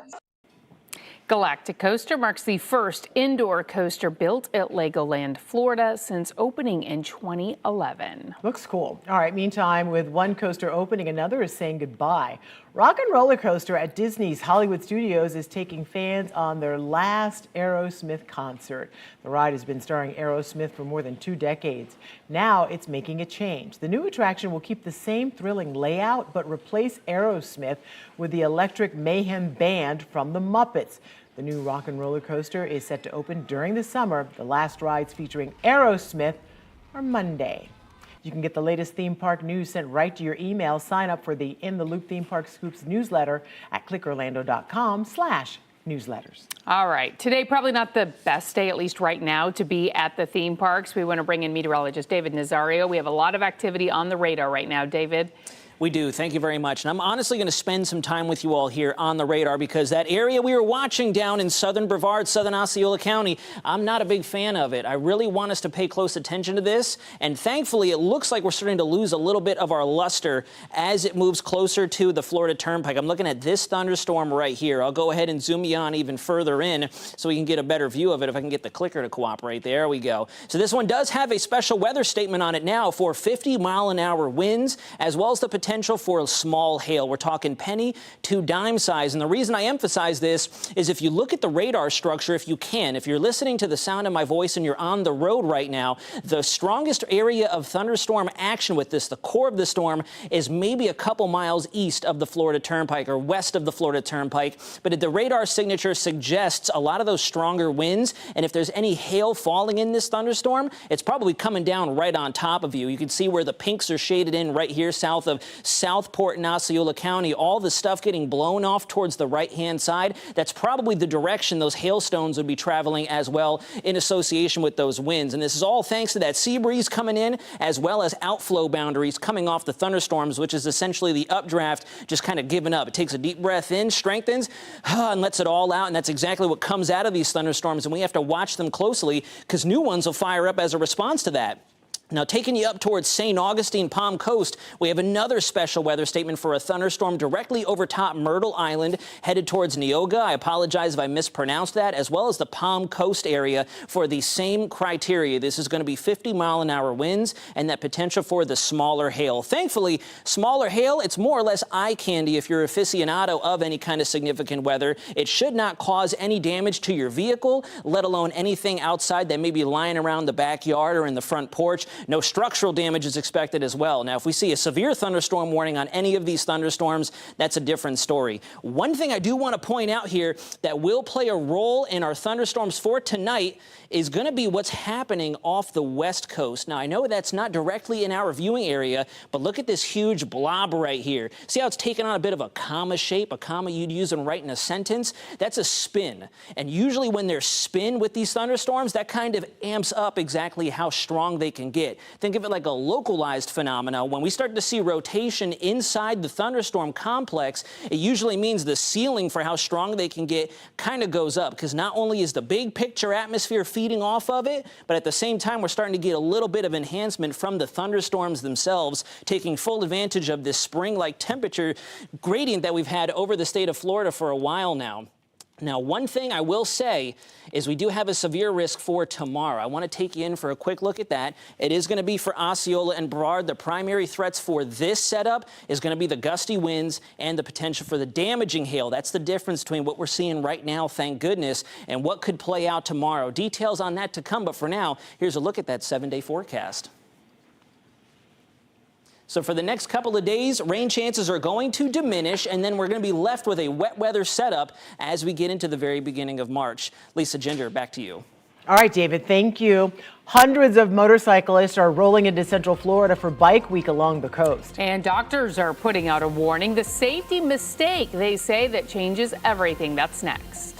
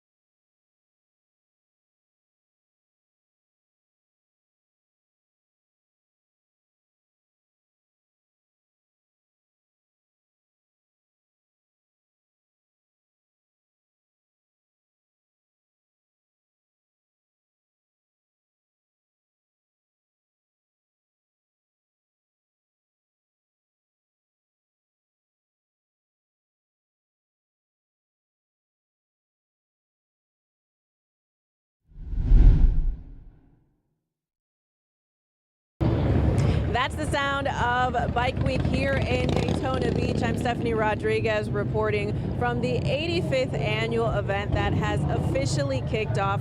It is a lot of fun and people come from all over to enjoy it, but local law enforcement agencies and hospitals want to remind people to be safe while they're enjoying the freedom of the open road. 1 year after dealing with 120 trauma situations during Bike Week, Halifax Health is urging caution. If you can wear your protective gear and please closed-toed shoes, you're more likely to keep your parts attached to you. Dr. Janine Jordan hopes messaging safety will continue to lead to fewer injuries. The data on this is extremely clear and unrefutable. Riders who do not wear a helmet are more likely to suffer life-threatening injuries or devastating lifelong injuries. And in another effort to keep the roads safe, for the first time ever, AAA is offering its free tow-to-go service during Bike Week. The program, usually only activated during holidays, will pick up any vehicle, motorcycle, or driver and give them a ride home within a 10-mile radius. I think a lot of times you have people who are more likely to ride impaired because they're just afraid of leaving their motorcycle behind at the bar. AAA is eliminating that excuse altogether. This is also the first Bike Week that people can open carry, allowing gun owners to visibly wear their firearms. However, private property owners and venues can restrict guns. Daytona Beach Police will be fully staffed the next 10 days and ramping up its DUI enforcement. So it's our first Bike Week, but we've already had Biketoberfest, and we had no issues during Biketoberfest. I believe there was one protest that we monitored, but literally we had no issues, so I'm hoping for the same for the next 10 days. In Daytona Beach, Stephanie Rodriguez, News 6.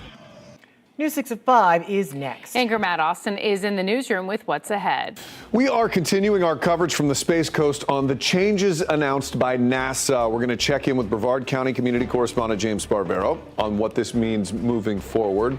And a former Brevard County teacher speaking out after a school still did not rehire her, even though she won an arbitration case. The frustrations she's feeling tonight. And your forecast is only minutes away. Don't forget, you can stream all of our newscasts and live cameras like this look at Daytona Beach for free anytime on News 6 Plus. We'll be right back.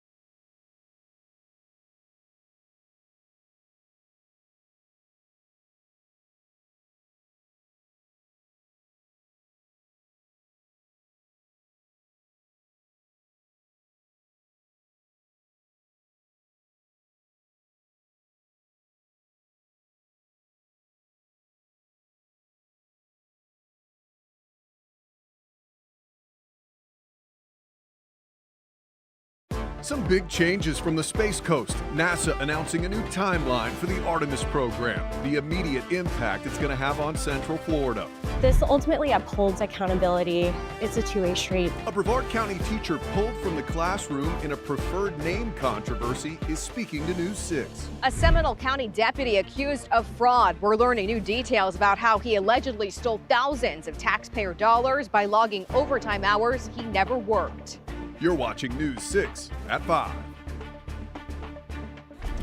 Let's begin with a live look over Orlando International Airport from our Light Orlando Delivering Hope camera. Depending on where you live, you might be dealing with some thunderstorms right now. At the airport, if you or someone you know is flying out, the FAA says departures are delayed on average by almost 2 hours because of those storms. Meteorologist David Nazario joins us now. So, David, what do we need to know about what's happening right now on the radar? So on the radar, believe it or not, for MCO, the airport, there's really not a whole lot going on currently. I'll zoom you on down and you can see we're finally getting a little rainfall in around Orlando, Oak Ridge, and Altamont Springs, but that's all we have. No detected lightning strikes, especially within the 5 nautical mile range that they typically look for when issuing the ground stops or any kind of delays of this nature for significant weather. Now, a couple areas I'm going to continue to watch as I zoom us back out. We did have a special weather statement down in Osceola County that was just allowed to expire, but still looking at some gusty winds and a lot of lightning between Satellite Beach and Palm Bay. And there is another special weather statement. I'll go ahead and take you in for that look as well. Up in Flagler County, working its way off towards the east. Now, the more polygons we see pop up between now and the rest of the evening, I should say between about 8 and 9 o'clock tonight is when I think the stronger stuff is going to continue to fire. These special weather statements are particularly going to be for gusty winds around 50 miles an hour and dime to penny-sized hail. Thankfully, neither of which are really going to cause a lot of damage, but those winds, especially with as fast as they come and go, could knock some stuff around outside and potentially throw you off track if you're on the roads right now. Now, south of Gainesville, Marion County, you get a lot of beneficial rain, some thunder and lightning out there. That's where our extreme drought is in play, and all the stuff you can see back behind me here is only going to continue to translate into our viewing area over the next 2 to 4 hours as you spend the rest of the night together. I have more details on what's ahead to come, but for now, Matt and Lisa, back to you. David, thank you. Well, tonight, some big news from Kennedy Space Center. A major makeover to the Artemis moon missions. NASA's new administrator announced this morning, we're not going to the moon with the next Artemis rocket because of all the problems with the current Artemis rocket and really the entire Artemis program. Jared Isaacman has been critical of NASA and the way it does business since he took over in December. Our Space Coast correspondent James Barbero is live at Kennedy Space Center. So, James, what exactly happened today and how will this affect us?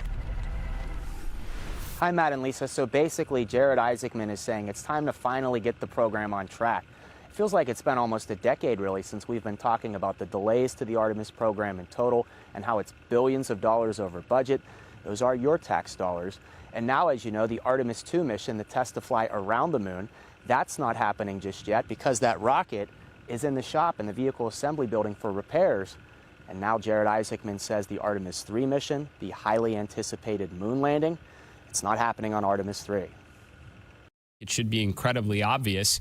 You don't go from one uncrewed launch of Orion and SLS, wait 3 years, go around the moon, wait 3 years, and land on it. NASA's administrator said publicly at the Kennedy Space Center what so many people have been saying quietly for years. NASA's been working on these plans knowing this is not the right approach. There has to be a better way. And liftoff of Artemis 1. Artemis 1 in 2022 had leaks and lessons to learn from months before it launched.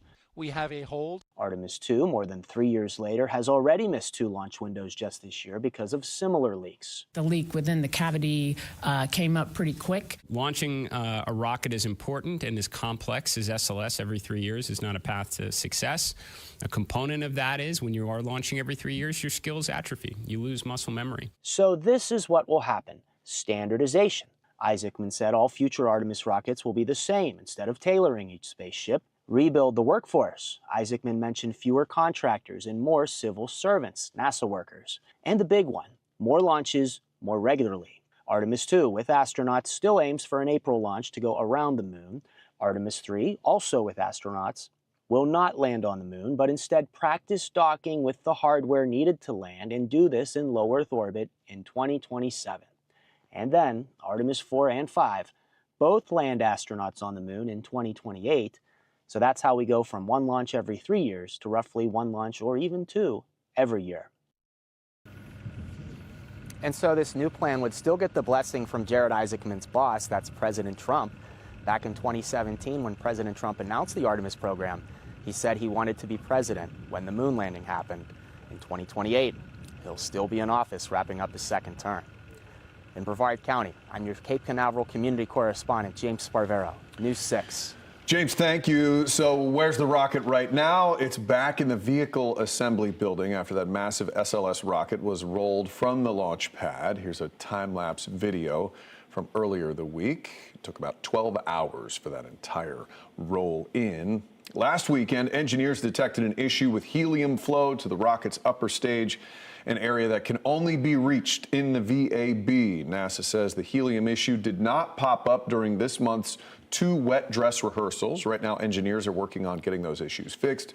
It means it will be at least April before mission managers will be able to attempt a launch. This is a developing story, and we have you covered. Stay with News 6 for everything space and Artemis, from breaking news alerts to in-depth articles.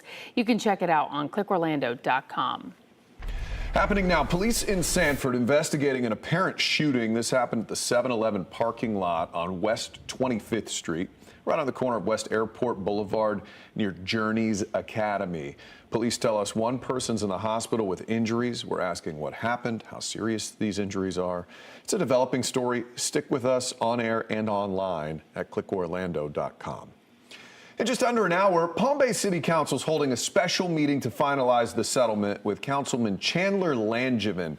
The decision means taxpayers could be on the hook for $55,000 in legal fees to the Sabatini law firm. That move comes after months of controversy over Langevin's October social media posts. News 6's Mark Lehman is following the developments.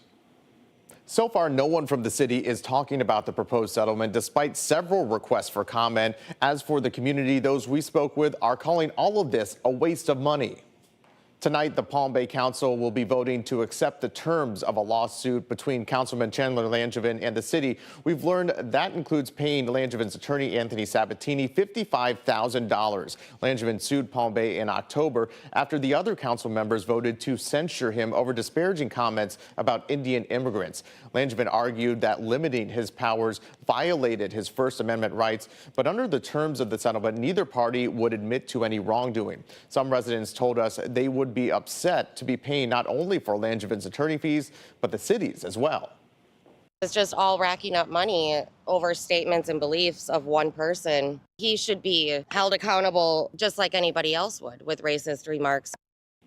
Once the settlement is approved, Langevin would release the city from all claims. Within 10 days of receiving payment, his attorney would file a dismissal to permanently close the case. Now, as for how much the city will be paying for their own attorney fees, that has not been announced, but we could learn more tonight. Langevin says he will speak after the special meeting, which is set for 6.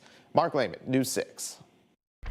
Also new tonight, the U.S. has surpassed 1,100 measles cases in just the first 2 months of the year, according to the Centers for Disease Control and Prevention.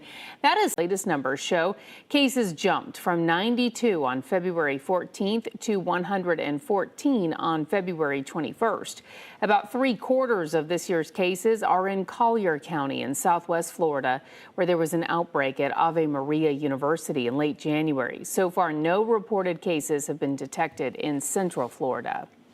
Stock market took a pretty nasty hit today. Here's a look at the latest numbers. The Dow falling more than 500 points. This comes as the Bureau of Labor Statistics says the producer price index rose 0.5 percentage point last month. Now, the PPI, it's basically a key indicator of inflation, tracking price changes from the seller before they actually reach you, the consumer.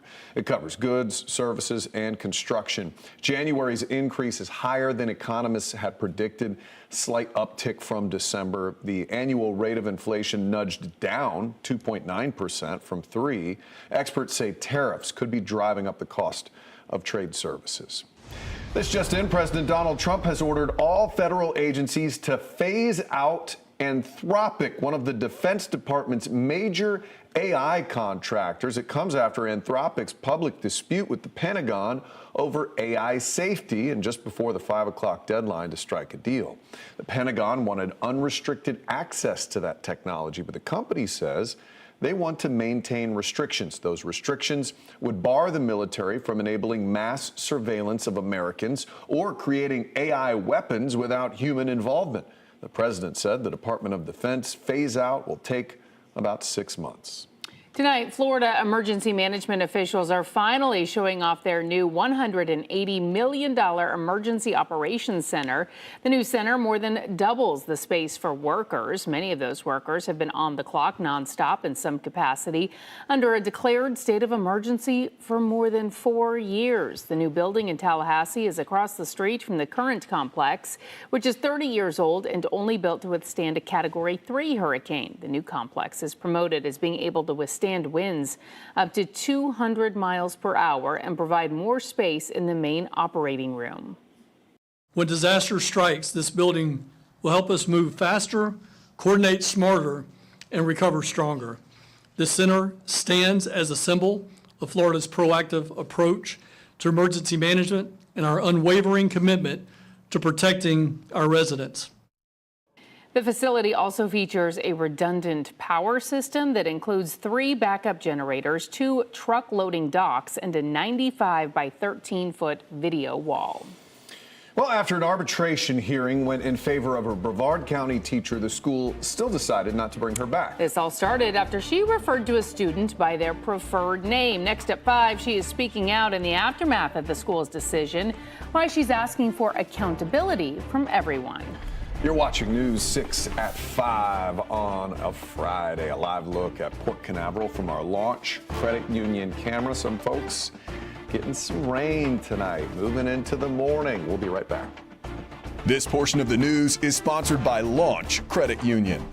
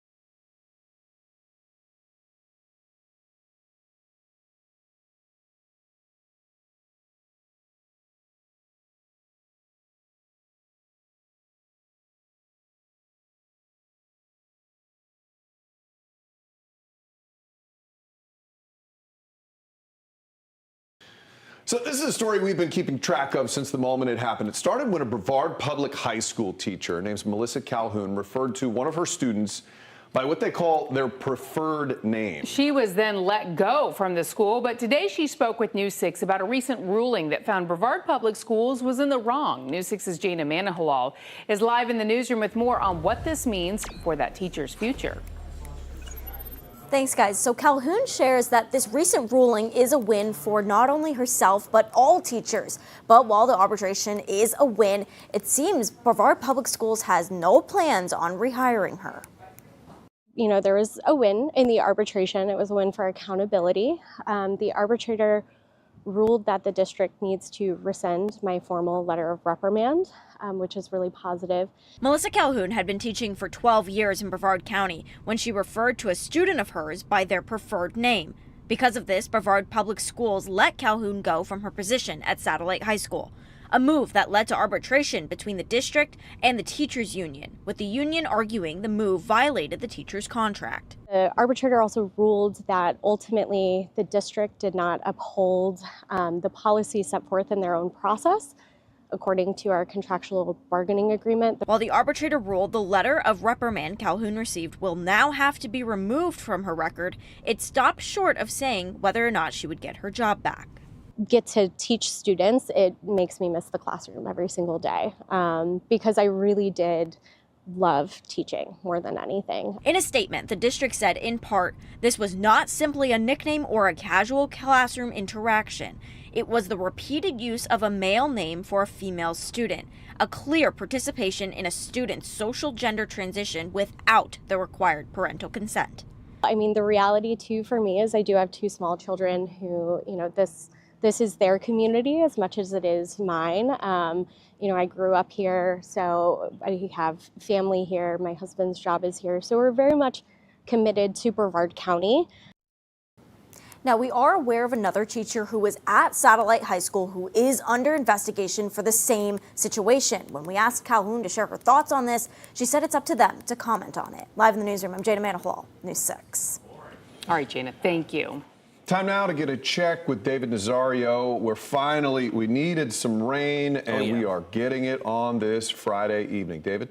That's the thing with Mother Nature. It's a give and take. We're either under extensive drought conditions, which have overtaken the entire state of Florida at this point, or we're getting inundated by lots of rainfall. Couple new updates up in Flagler County. The thunderstorm that was producing that special weather statement for gusty winds and small hail was allowed to expire, but now if you look down over southern Brevard, all is a result of those outflow boundaries flying around out there. We've got a very strong thunderstorm absolutely hammering Palm Bay, Malabar, Melbourne Shores, Grant Valcaria, Ballard Pines, Mico, and Roseland. This is another special weather statement that is going to be with us for about 30 minutes for, once again, the same criteria as I mentioned earlier. 50-mile-an-hour winds within this thunderstorm, as well as the potential to get some dime to penny-sized hail, maybe nickel size on this one, because I'm noticing the core is a lot more organized with this. Now, the rest of us across Central Florida, outside of Osceola County and up in Marion County, Marion, Ocala, the Villages has been hogging a lot of the rainfall, which is good. Extreme drought conditions up through this corridor of our viewing area.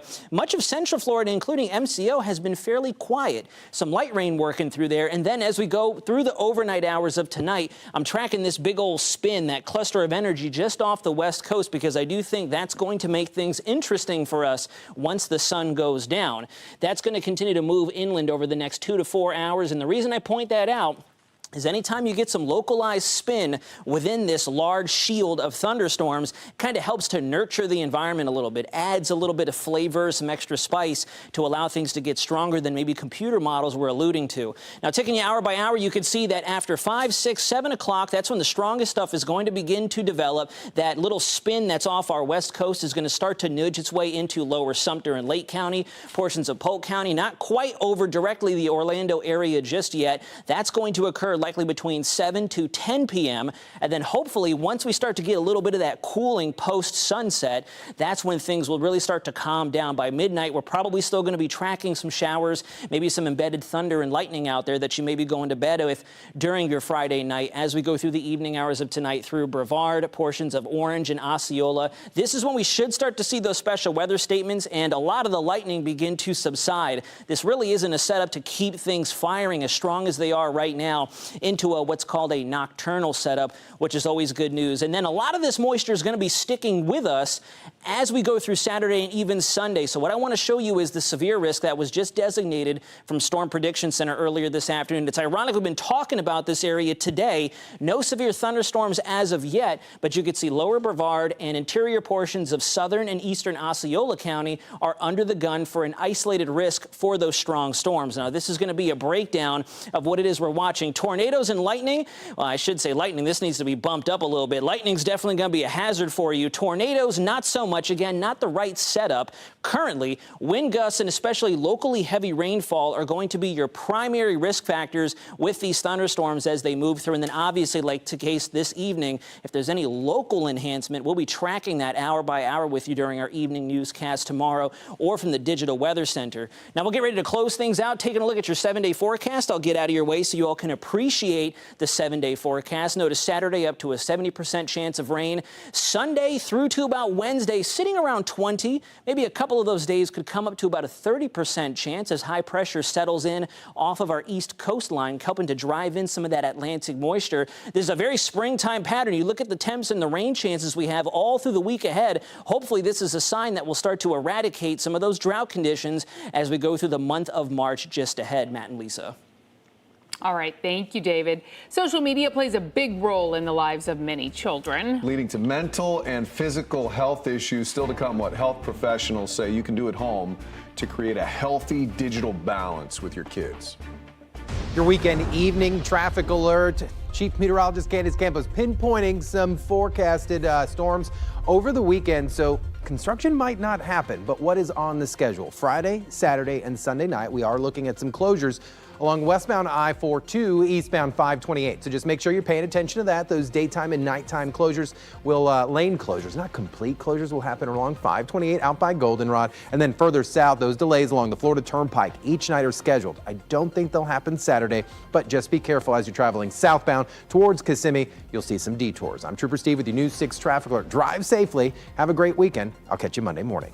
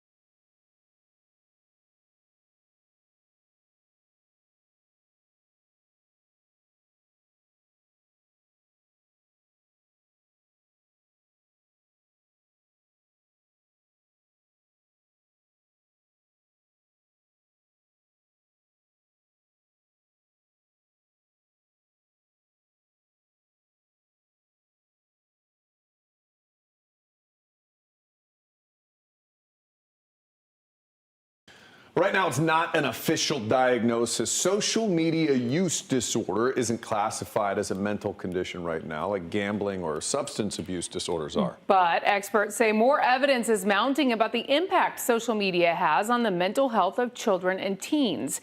In today's Health Minute, Mandy Geiter has ways parents can help create a healthy digital balance.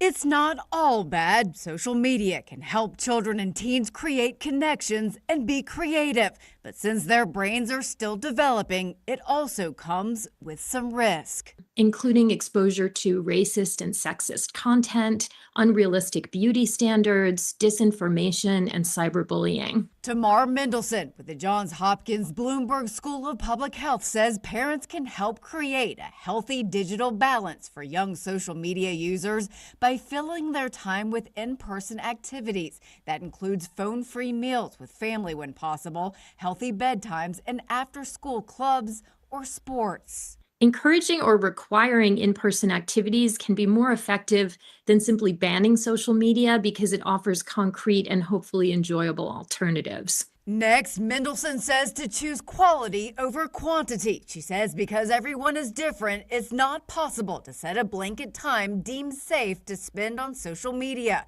Instead, encourage positive online spaces that affirm their identity and expand their social circle. This can be especially useful for young people with marginalized identities, including LGBTQ+ youth and youth with disabilities. Finally, be aware of concerning behavior, including increasing amounts of time spent on social media sites if it's interfering with daily tasks or it's difficult to get them off these sites. Mendelson says persistent preoccupation with social media is also a problem. Those are red flags that parents and educators should pay attention to. For Health Minute, I'm Mandy Gaither.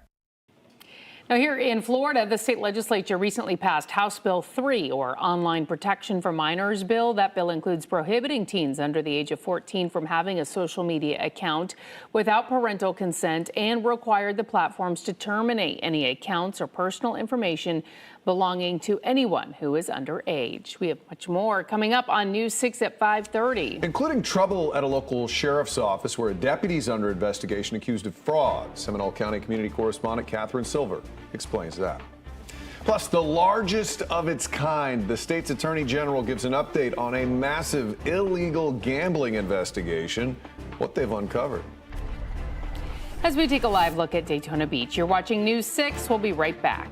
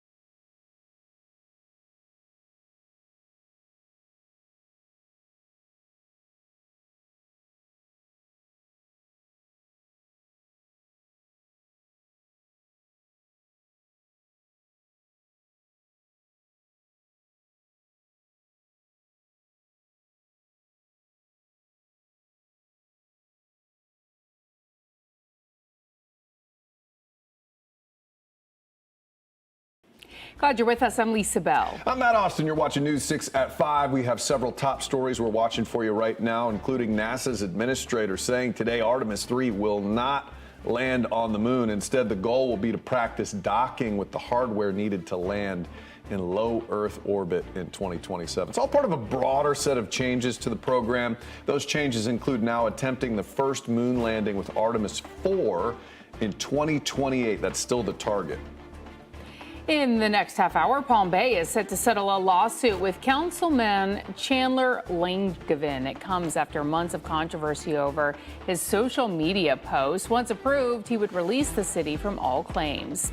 In Brevard County, the teacher let go by the district over the use of a student's preferred name says the reprimand is off her record. Brevard County Public Schools, as of now, has no plans of rehiring the teacher despite the arbitration ruling in her favor. A deputy on the other side of the law tonight. The Seminole County deputy is accused of lying on his timesheet, stealing thousands of taxpayer dollars. Your Seminole County community correspondent Catherine Silver discovered the inconsistencies in his work that led to his arrest. The deputy's name is Nestor Nieves Jr., and he's been a deputy here in Seminole County for a decade. But in August, the sheriff's office suspended him and started investigating. What they found is laid out in this notice of termination directly from the sheriff. It says since October of 2024, Nieves submitted falsified overtime hours on his timesheets. He's accused of stealing thousands of dollars that he never earned. We wanted to know exactly how much was stolen and how he's accused of doing it. So we came here to the courthouse to get the documents that have been filed in his criminal case so far. They allege Nieves pocketed nearly $6 grand and deliberately hid his location. Just minutes or even seconds after finishing work at a school where he was stationed in Winter Park, the documents say Deputy Nieves would place himself on detail here in Lake Mary. This is the Northwest Branch Library, where investigators say Nieves' timesheet showed he was working overtime hours he didn't actually work. It's about a 30-minute drive from Winter Park. Detectives started investigating when they noticed the inconsistencies, and on Thursday, a warrant was issued for Nieves' arrest. The sheriff's office says he turned himself in, was booked, and bonded out. We went to an address listed on the court documents Friday to try to ask him about these allegations. No answer. We've also asked the sheriff's office about oversight. In a statement, the office said it holds its members to the highest standards, and when allegations of misconduct arise, they are thoroughly investigated. In Seminole County, Catherine Silver, News 6. Well, take a look at this. These are some of the 525 machines Florida's Attorney General said were seized in the, quote, largest of its kind gambling sting over the last few days. According to the AG, that sting spanned 4 counties and more than $200,000 in cash. Those numbers are only growing. News 6's Mark Lehman was at today's announcement. Right here are just some of the hundreds of illegal gambling machines that were seized as part of this large-scale operation. Dozens of establishments have been shut down. The state says there's much more to come. Don't roll the dice. Don't test your luck. Attorney General James Othmeier announcing one of Florida's largest crackdowns on illegal gambling. 525 gaming machines are now being stored in 2 Brevard County warehouses after an operation targeting 40 unlicensed locations in Brevard, Volusia, Flagler, and Duval counties. These are unlawful sites.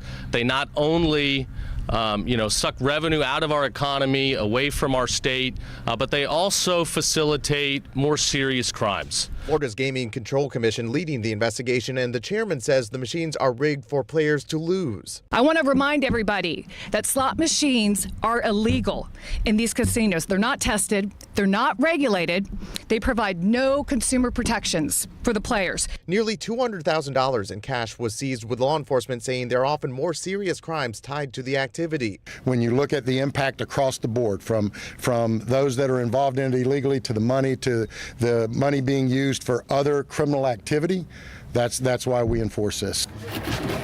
Meanwhile, Othmeier is warning anyone who is continuing to take part in illegal gambling across the state. Do not bet against the house on this one, I promise you. It is not going to work out well for you. Part of the problem with illegal establishments popping up is it's currently only a misdemeanor to operate one. That's something being addressed in a bill moving through the legislature right now, and if passed, it would strengthen punishment to a third-degree felony. In Brevard County, Mark Lehman, News 6. Tonight, President Trump is still debating whether to carry out military strikes on Iran. Peace talks were held in Europe yesterday, and more talks are coming. In the meantime, the military buildup continues, and fears of an attack are leading to the evacuation of some U.S. personnel in the Middle East. Natalie Brand is at the White House with the latest. President Trump on Friday signaled he's not happy with progress on nuclear negotiations as the administration weighs potential strikes against Iran. We haven't made a final decision. We're not exactly happy with the way they negotiated. They cannot have nuclear weapons. Today, Oman's foreign minister, who's been mediating the indirect talks between Iran and the U.S., met with Vice President J.D. Vance and said he shared details of the ongoing negotiations and added peace is within our reach. Iran's foreign minister said they made good progress with additional technical talks scheduled for next week in Vienna. The costs of failure are now very clear to all sides. Everybody understands that although there is a military option, there is no military solution to this dilemma. The president, who's ordered the largest military buildup in the region in decades, acknowledged the risk. You know, when there's war, there's a risk in anything, both good and bad. The State Department issued an advisory Friday authorizing non-emergency U.S. government personnel and family members to leave Israel due to safety risks. Israeli citizens say they're always on heightened alert. The safe place is always ready. We have water, we have emergency kit, we always have things that is ready over there in case. All right, guys. Secretary of State Marco Rubio is expected to travel to Israel next week. Natalie Brand, CBS News, the White House. Well, the winter season is heading out. Warmer temps coming in, and utilities have been working overdrive. Many of you may have seen an increase in that power bill. But what's causing it? News 6 anchor Lauren Melendez spoke with Maribel Aber in today's Money Matters. What is behind this increase, Maribel? Lauren, well, we'll talk about it. If you've noticed your power bill is going up, you're not alone. The Consumer Price Index for last month shows the average bill grew 6.3% in the past year. That's close to 3 times the inflation rate of 2.4%. Now, there are multiple reasons for the price hikes, Lauren. Many analysts blame surging demand from data centers and aging infrastructure on the power grid that has to be updated. So a couple things there, Lauren. This is not what people want to hear in the thick of winter. So imagine this, you're on the sidewalk, walking your dog, jogging, riding a bike, and you need to go out into some busy traffic because the sidewalk is blocked by parked cars. Well, it's a problem we see throughout Orange County, as Trooper Steve found out on patrol. Southbound John Young Parkway, right side of the roadway, approaching Old Winter Garden right before 408. There is a used car, a bunch of them. And they all just put their overflow cars out on the sidewalk all the time. Drives a lot of people crazy because there's also a Greyhound bus stop station, there's gas stations around, residential areas. So the pedestrian traffic through this area is rather large. There is nothing but small businesses, mechanic shops all over the place. So I understand you might run out of room, but what do I say? Your problems can't become other people's problems. So when you're looking for overflow parking, you can't just park your car wherever you want. Like, to me, it's kind of weird that some people are like, oh, well, it's fine, I can just put my car here. No, you can't. Because then when that bicyclist has to go into the road and a collision occurs, we've got a problem. Trooper Steve says that if it's happening in your community, one of the best remedies is a conversation with your neighbors. And if that doesn't work, call the city's parking enforcement. Hit the road with Trooper Steve on patrol weekdays, 8 a.m. and 8 p.m. on News 6 Plus, your streaming app for your smart TV, or clickorlando.com. Coming up, the man called out by the governor. In the best way possible. Definitely an honor to have the award. Meet the first responder from Central Florida, earning one of the most competitive and prestigious awards for his brave work. And we've got rain piling up out there. Thunderstorms are going to continue rocking throughout the night, but these are some good totals we're already seeing in areas really impacted by the ongoing drought. Coming up next, I'll talk exactly about this wet weather pattern and the severe weather risk for your Saturday. This portion of the news is sponsored by Shark Coatings.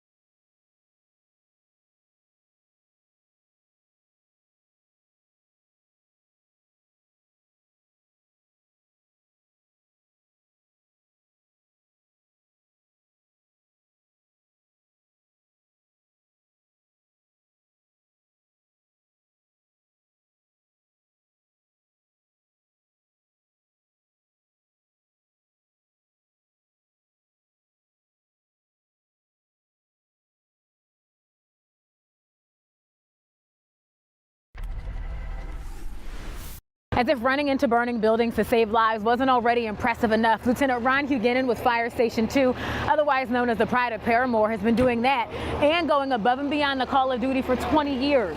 I'm News 6's Lauren Melendez with a look at the top honor he is now getting from the governor. Yeah, okay, go ahead. He makes it sound like such a simple recipe. Putting the people first. But after delivering 19 years of service to the city of Orlando as a firefighter and paramedic, Lieutenant Ron Huguenin has certainly cracked the code. When we talk about split-second decisions, that is your bread and butter. You don't have time to hesitate. You don't have time to think. Once you get a call, that training has to kick in right away. Right. And that's one of the things Orlando Fire Department is known for their training. The people who came before me, they set a standard for us to follow. A standard Huguenin says taught him how to balance empathy through some of the most intense and terrifying scenarios. Extinguishing deadly flames, of course, but we do cover down on a lot of other things. Advanced life support, hazmat, hazardous response, dive, high angle rescue. Add in leading a team of 4 at the Pride of Paramore, volunteering in the community, emergency deployments with the Florida State Guard during disasters, and setting an example for his toughest bosses. Never a dull moment. My girls have made sure that I'm a fan of K-pop. Otherwise known as his daughters. As parents, we all want to basically set the right example and teach our kids. Safe to say the example is stamped, having earned the coveted and highly competitive Florida Professional Firefighter of the Year award. To be number 1 is a huge honor, and I don't take that lightly. The state fire marshal and Governor Ron DeSantis taking note of LT's commitment to excellence, going above and beyond the call of duty. In Paramore, Lauren Melendez, News 6. And News 6 is celebrating Black History Month on clickorlando.com. Rooted in Central Florida highlights people, stories, and events that have shaped Black history here in Central Florida. There you will find Lauren's story and a whole lot more. That's at clickorlando.com/Black History Month. All right, switching gears now to your forecast as we take a live look over Daytona Beach, where things have warmed up today, but there is also some much needed rain out there right now.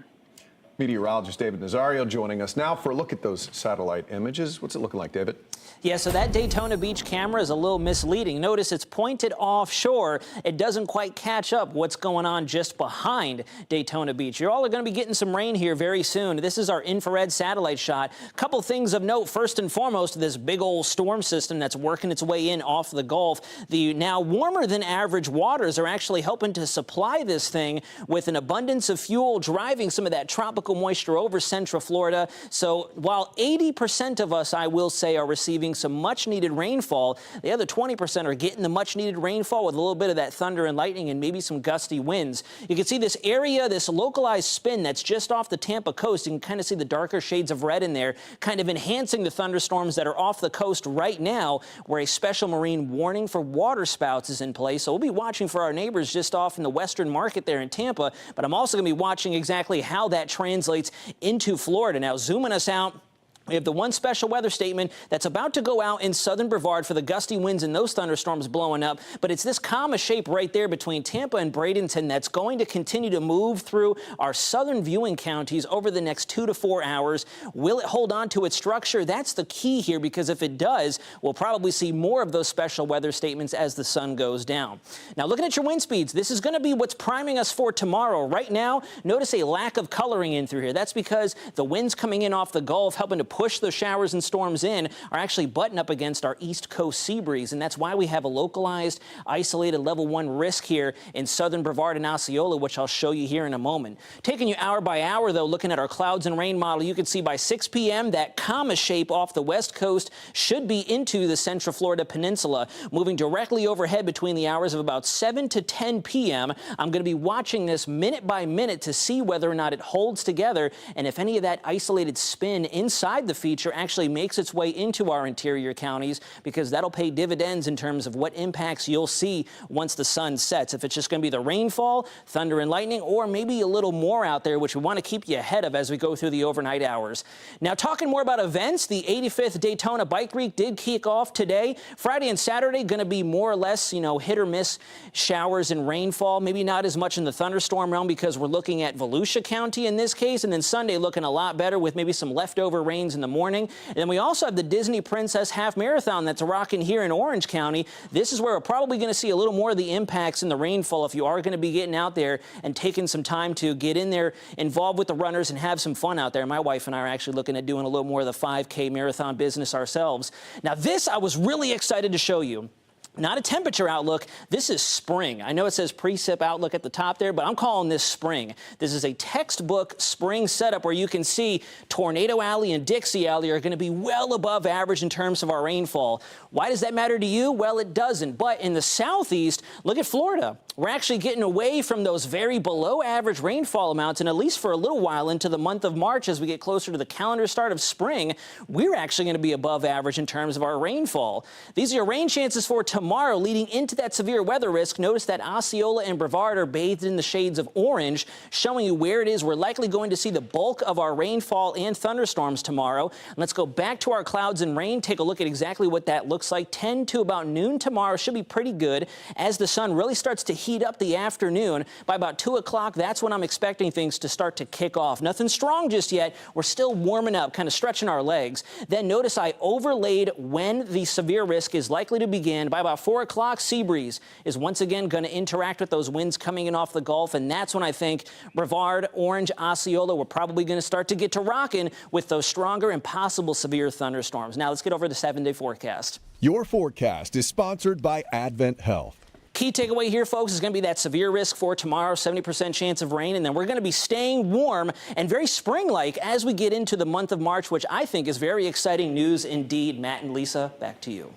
All right, David, thank you. Well, the year-long wait is over. Bike Week returns to Daytona. And this year, the focus is on gun safety. Up next, how officials are approaching the event this year after the statewide change to open carry. News 6 spoke with authorities to find out where you can have your gun.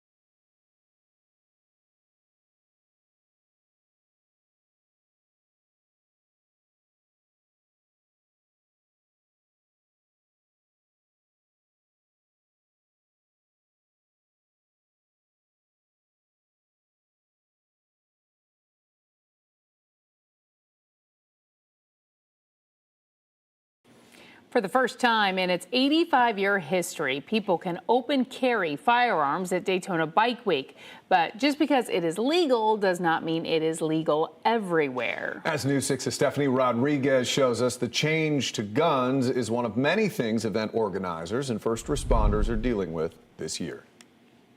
1 year after dealing with 120 trauma situations during Bike Week, Halifax Health is urging caution. If you can wear your protective gear and please closed-toed shoes, you're more likely to keep parts attached to you. Dr. Janine Jordan hopes messaging safety will continue to lead to fewer injuries. The data on this is extremely clear and unrefutable. Riders who do not wear a helmet are more likely to suffer life-threatening injuries or devastating lifelong injuries. And in another effort to keep the roads safe, for the first time ever, AAA is offering its free tow-to-go service during Bike Week. The program, usually only activated during holidays, will pick up any vehicle, motorcycle, or driver and give them a ride home within a 10-mile radius. I think a lot of times you have people who are more likely to ride impaired because they're just afraid of leaving their motorcycle behind at the bar. AAA is eliminating that excuse altogether. This is also the first Bike Week that people can open carry, allowing gun owners to visibly wear their firearms. However, private property owners and venues can restrict guns. Daytona Beach Police will be fully staffed the next 10 days and ramping up its DUI enforcement. So it's our first Bike Week, but we've already had Biketoberfest, and we had no issues during Biketoberfest. I believe there was one protest that we monitored, but literally we had no issues, so I'm hoping for the same for the next 10 days. In Daytona Beach, Stephanie Rodriguez, News 6. Ginger Gadsden is in the newsroom with what we're working on for News 6 at 6. Lisa and Matt, fake badges and bogus ID cards. A man is facing charges tonight in connection to an operation detectives say may be tied to immigration enforcement. Coming up, News 6 investigator Mike DeForest is breaking down what all of this has to do with a chaplain certification seminar held throughout Central Florida. Plus, major changes to how NASA plans to return astronauts to the moon. I'm your Cape Canaveral community correspondent, James Sparvero. I'll tell you how the new administrator plans to reach the lunar surface now. And a live look now at downtown Orlando. This is toward the airport from our Light Orlando Delivering Hope camera. You're watching News 6 on a Friday. We'll be right back.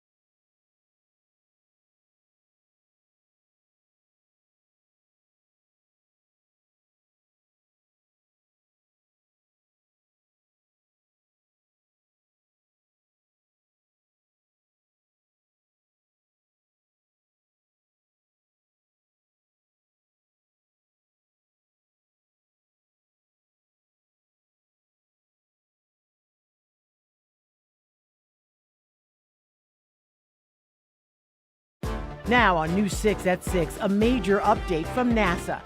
It should be incredibly obvious.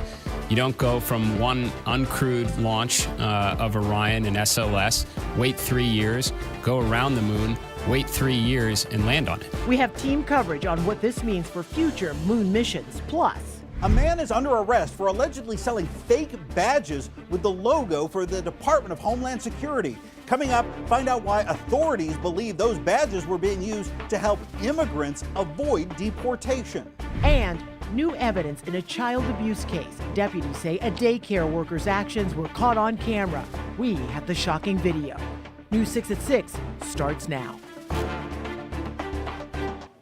A major announcement from NASA about its Artemis program, the one designed to send astronauts back to the moon. News 6's James Sparvero and Eric Von Aken are going to bring you live team coverage as we break down what an overhaul of this mission and timeline means for the future of space. That's coming up in just about 4 minutes. First, though, we need to get a check of that forecast. What is this strange green stuff you're seeing on the screen? Yeah, we're seeing what we call that rain, Matt, here in Central Florida, and we need more of it. Let's check in now with meteorologist David Nazario with the latest. David. Yes, thankfully there's a lot of green with some yellow and red, kind of psychedelic out there across the Sunshine State today. I will admit, as we've worked through the rest of the afternoon, now hitting the early evening time, we're kind of between the worst of it. We've got some really powerful thunderstorms kind of trying to move through Titusville, headed towards the east coast of Central Florida, and then down to the south here near southern Brevard, we have a very powerful complex of thunderstorms really popping off some lightning just off the shoreline there of Sebastian with a special weather statement for those strong gusty winds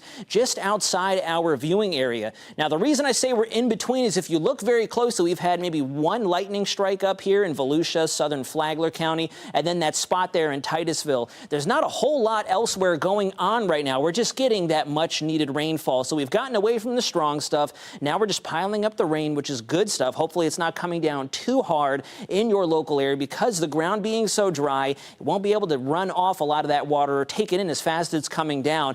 Then as we continue over the next few hours together, while it's not in the Central Florida viewing area quite yet, it's this vortex signature that I'm watching just off the coast of Tampa. Going to be seeing how much it holds together because that's going to dictate your forecast for the rest of your Friday night. I almost said Saturday, Friday night. Matt and Ginger, back to you. David, thank you. New at 6, pretending to be with Homeland Security to avoid deportation. Authorities have arrested a so-called chaplain who they say was selling counterfeit badges and shirts with the Department of Homeland Security logo. News 6 investigator Mike DeForest is breaking this story tonight. Mike, the merchandise looks official. Yes, it does. These badges and shirts contain the official seal of the U.S. Department of Homeland Security. Now, federal investigators say these counterfeit items were sold to immigrants while they were being trained to become religious chaplains. This promotional video appears on the Instagram page for the Chaplain Emergency Management Agency, or CEMA. The organization reportedly trains citizens to become chaplains so they can provide religious support during emergencies. CEMA's website claims it's an agency of the United States of America, but federal investigators say that's simply not true. According to authorities, the chaplain organization is illegally using the official seal of the U.S. Department of Homeland Security. This Instagram video shows Mario Cesar dos Santos, who's now under arrest and facing deportation. Federal prosecutors say Dos Santos held chaplain training seminars like this one throughout Central Florida, predominantly for Brazilian immigrants and foreign nationals. After paying $400 to $450 for the chaplaincy certification, investigators say attendees were given these official-looking ID cards with DHS and FEMA logos. Attendees could also purchase gold badges, polo shirts, and bumper stickers with counterfeit seals. This Instagram video shows the merchandise table at an Orlando training seminar. Dos Santos allegedly told attendees the merch would give them immunity from immigration enforcement and keep them safe from deportation. A CEMA volunteer reportedly told an undercover investigator her CEMA badge helped her get through an airport security with no issues, and that having her CEMA shirt inside her suitcase made a difference when airport security scanned her luggage with an X-ray. Now, investigators say Dos Santos here previously lied about being a Harvard graduate with a medical degree. He's currently being held in federal custody. Now, DeSantis was in the United States on a visa, according to the feds, but that visa has expired. There's no indication that any of his chaplain trainees will face criminal charges. Matt and Ginger. Very interesting. Mike DeForest, thank you.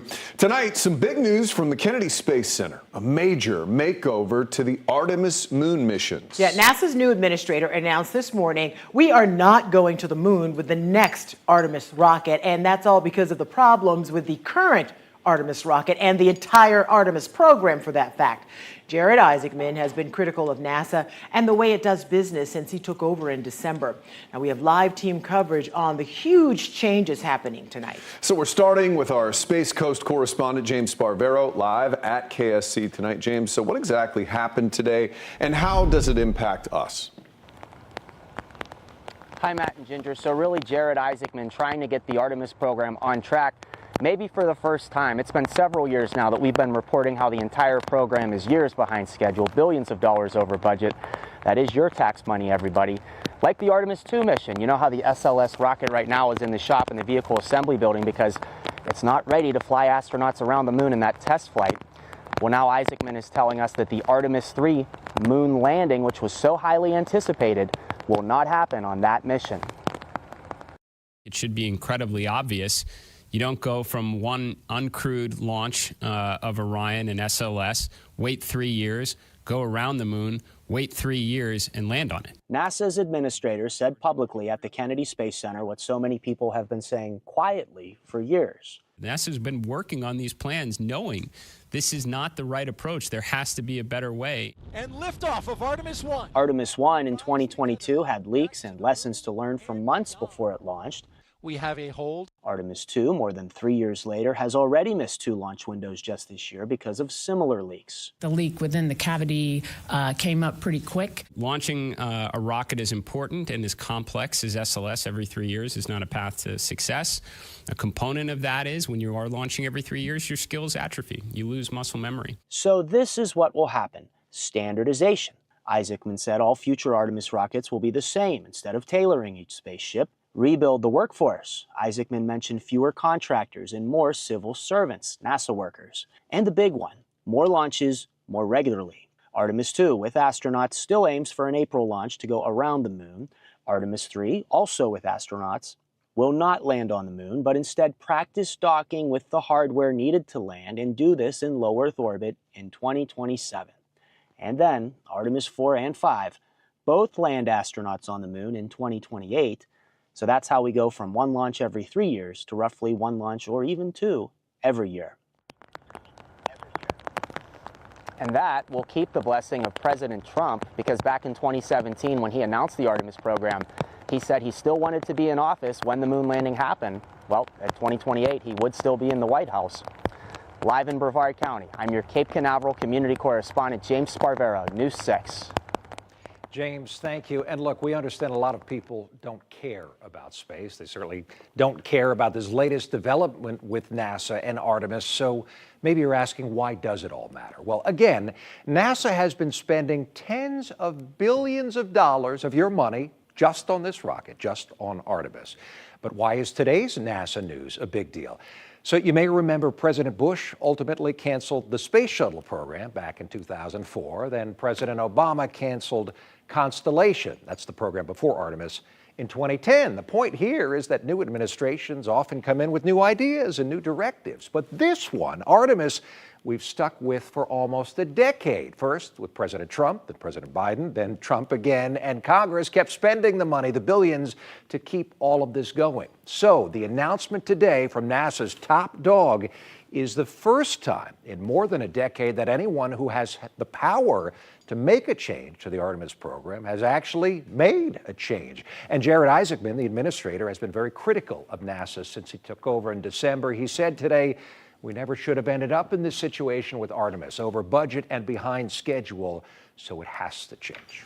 Eric, to a lot of people, this makes sense. You know, Yes. There's been a lot of criticism of landing on the moon without ever practicing, without having the hardware. This is a whole new deal, and sure. So there's been a lot of criticism. Yeah, and a lot of people have said, look, about time. Right. But when you think back, and so one of the things that Isaacman pointed out today is the history. So Apollo 9 is what they used in the 70s, I should say, the 60s, to test out if that technology was going to work to get us down to the moon. So they did the same thing. They sent that up. They docked in space around the Earth before trying to hope that all this stuff works when you actually get to the surface of the moon. Essentially, that's what we were doing, and as people who I respect tell me often, hope is not a strategy. It certainly is not, and space is very hard. Yeah, very much. And they have to figure out how to fuel this thing. And so, before they land on the moon, there's a lot going into it. Rocket scientist right here. Right here, yes, you got it. Eric Von Eichen, thank you for your help. We appreciate it. All right, happening now in Sanford, police are investigating an apparent shooting. This happened in the 7-Eleven parking lot on West 25th Street, right on the corner of West Airport Boulevard near Journeys Academy. Police tell us one person was hurt and is in the hospital tonight. We're working to learn more about the extent of those injuries and what happened. Once we learn more, we'll bring you updates on air and on clickorlando.com.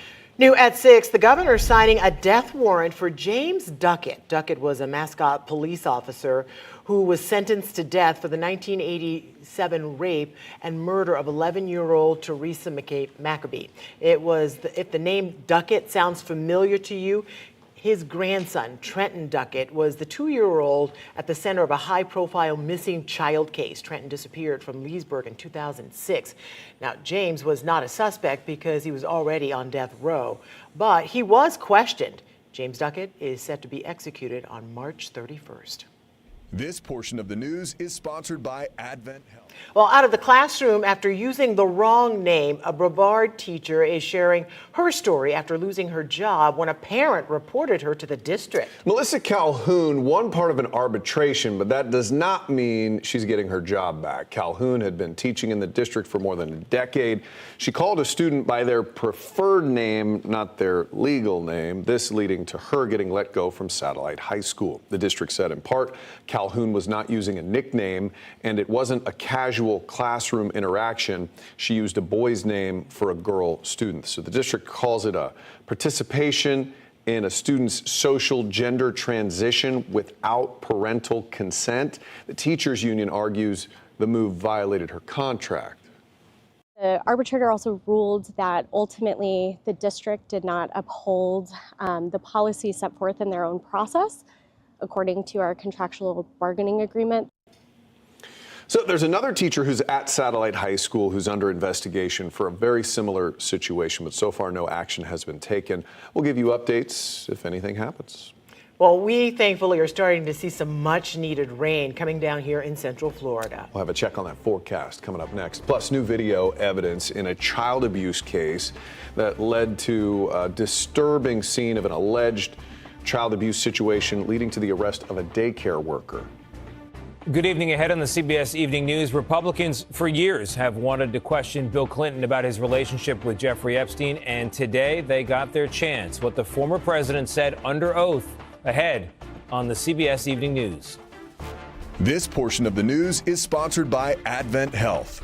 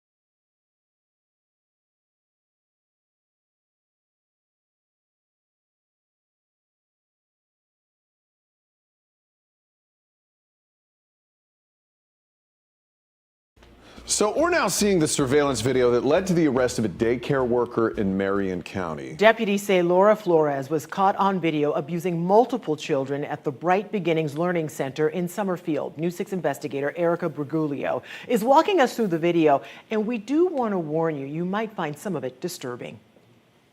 Marion County deputies say they reviewed this video after a child who had been going there for a couple of days came back with bruises.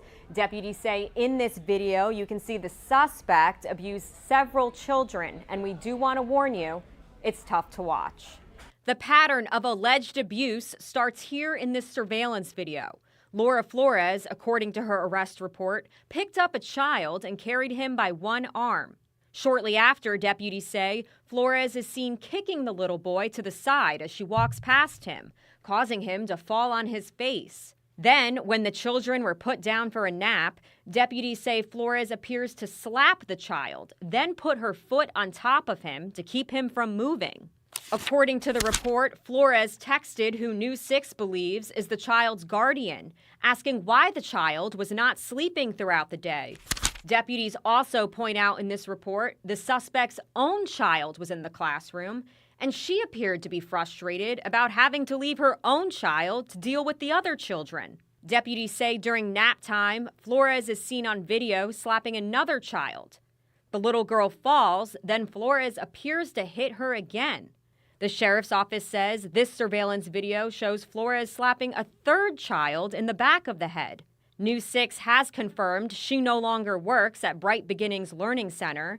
In a statement, the daycare says it is cooperating with investigators and, quote, the safety and well-being of the children in our care is our highest priority. Flores faces 3 counts of child abuse. She's expected to be back in court next month. Erica Brugulio, News 6. All right, so let's talk big picture pattern here on the water vapor before I zoom us on in on all the green that encompasses the state of Florida. You see this little corridor here of the browns and the red shades moving through the Gulf Coast? That's a little pulse of cooler air high up in the atmosphere, as well as some jet stream energy. Now, not to worry, I know we've been following the repetition of whenever there's rain, there's freezing temperatures. I can honestly say those have probably gone away. I think spring is going to take full advantage of Central Florida, and we're going to be underneath that springtime pattern for the foreseeable future. Now, transitioning back close to home, looking at the radar, we're starting to see the main shield of showers and heavier rainfall working in. You can see from DeLand southward to about the Kissimmee area. My little boy is tuning in right now. Hey, bud, if you're watching me right now, Dad's got to do the thing, so I can't call you just yet. But we're starting to get some of the heavier stuff into the Four Corners counties, and I'm still watching what's occurring off the west coast, a little bit of a vortex that I'm seeing on the radar that could possibly enhance a little bit of the thunderstorms we see well after the sun sets. Now, looking hour by hour, this is where we are currently, 6 p.m. You can see the model is kind of mishandling a little bit of the picture here. We are capturing the bulk of what's going on in Lake, Seminole, and Orange County very well, but it's also flagging some stronger stuff down by Kissimmee, so you can ignore that. This is probably going to be where we start to stabilize things since we have so much rain falling out there. Our temperatures in that unstable air are only going to calm down more and more as we go through the early evening and overnight hours of your Friday into very early Saturday morning. You're going to see by midnight, the bulk of our viewing area should be clear with maybe some light rain out there. That's all we're thinking. At this point, we could have some nocturnal thunder and lightning, but that's about it. It'll be tomorrow when we start rocking once again with those stronger thunderstorms, which I'll talk about here in a moment. But you can see hour by hour, it's going to be this shield of rain that pushes in overnight after the sun sets that keep the rain chances fairly elevated. Then for Saturday, you can see as we look at your weekend forecast, up to a 70% shot of rain with a severe risk out there. And then Sunday, we taper off the rains with a few of the lingering showers possible. Now, looking ahead, this is what I want to show you. We've got that pulse of energy over us right now, but then as we go through the first several days of March, this is why I say spring is in effect. Look at this big dome of subtropical ridging, the clockwise spin that forms up right off our east coast, and a nice trough that's going to kick through Tornado Alley. The key takeaway for us here at home is we're going to get warm, and hopefully we'll start to see more recurring bouts of rainfall. And speaking of which, for the weekend ahead, you can see our rainfall forecast has already verified. And in fact, models are actually underselling. And once again, you see I put a little caption here. Values are usually sold short. We've already picked up 2 to 3 inches in some local areas, and we actually are expecting another 36 hours of rainfall for a number of areas affected by the drought. So that's excellent news. Wildfire conditions should also come down with this. Now, I'll show you what that looks like here on your 7-day forecast. Your forecast is sponsored by Strata Services. So you see that 70% chance of rain for tomorrow, and then we're keeping 20, maybe 30% for Sunday through to about Thursday as that rainy pattern stays in play. And then look at those afternoon highs. You can definitely say spring is in full swing as we get into the month of March. Matt and Ginger, back to you. All right, David, thank you. Well, Sunday's forecast looks perfect for a soccer match. And Orlando City just happens to be at home hosting a big rival with a very big name. Sports Director Jamie Say is live at Inter & Co Stadium. Hey guys, yeah, Ginger, you're right. Sunday's forecast looks very good. Something else we can predict is that Orlando City will be up for Sunday's matchup. Coming up, a preview of the Lions match with rival Inter Miami and potentially Leo Messi. It's next.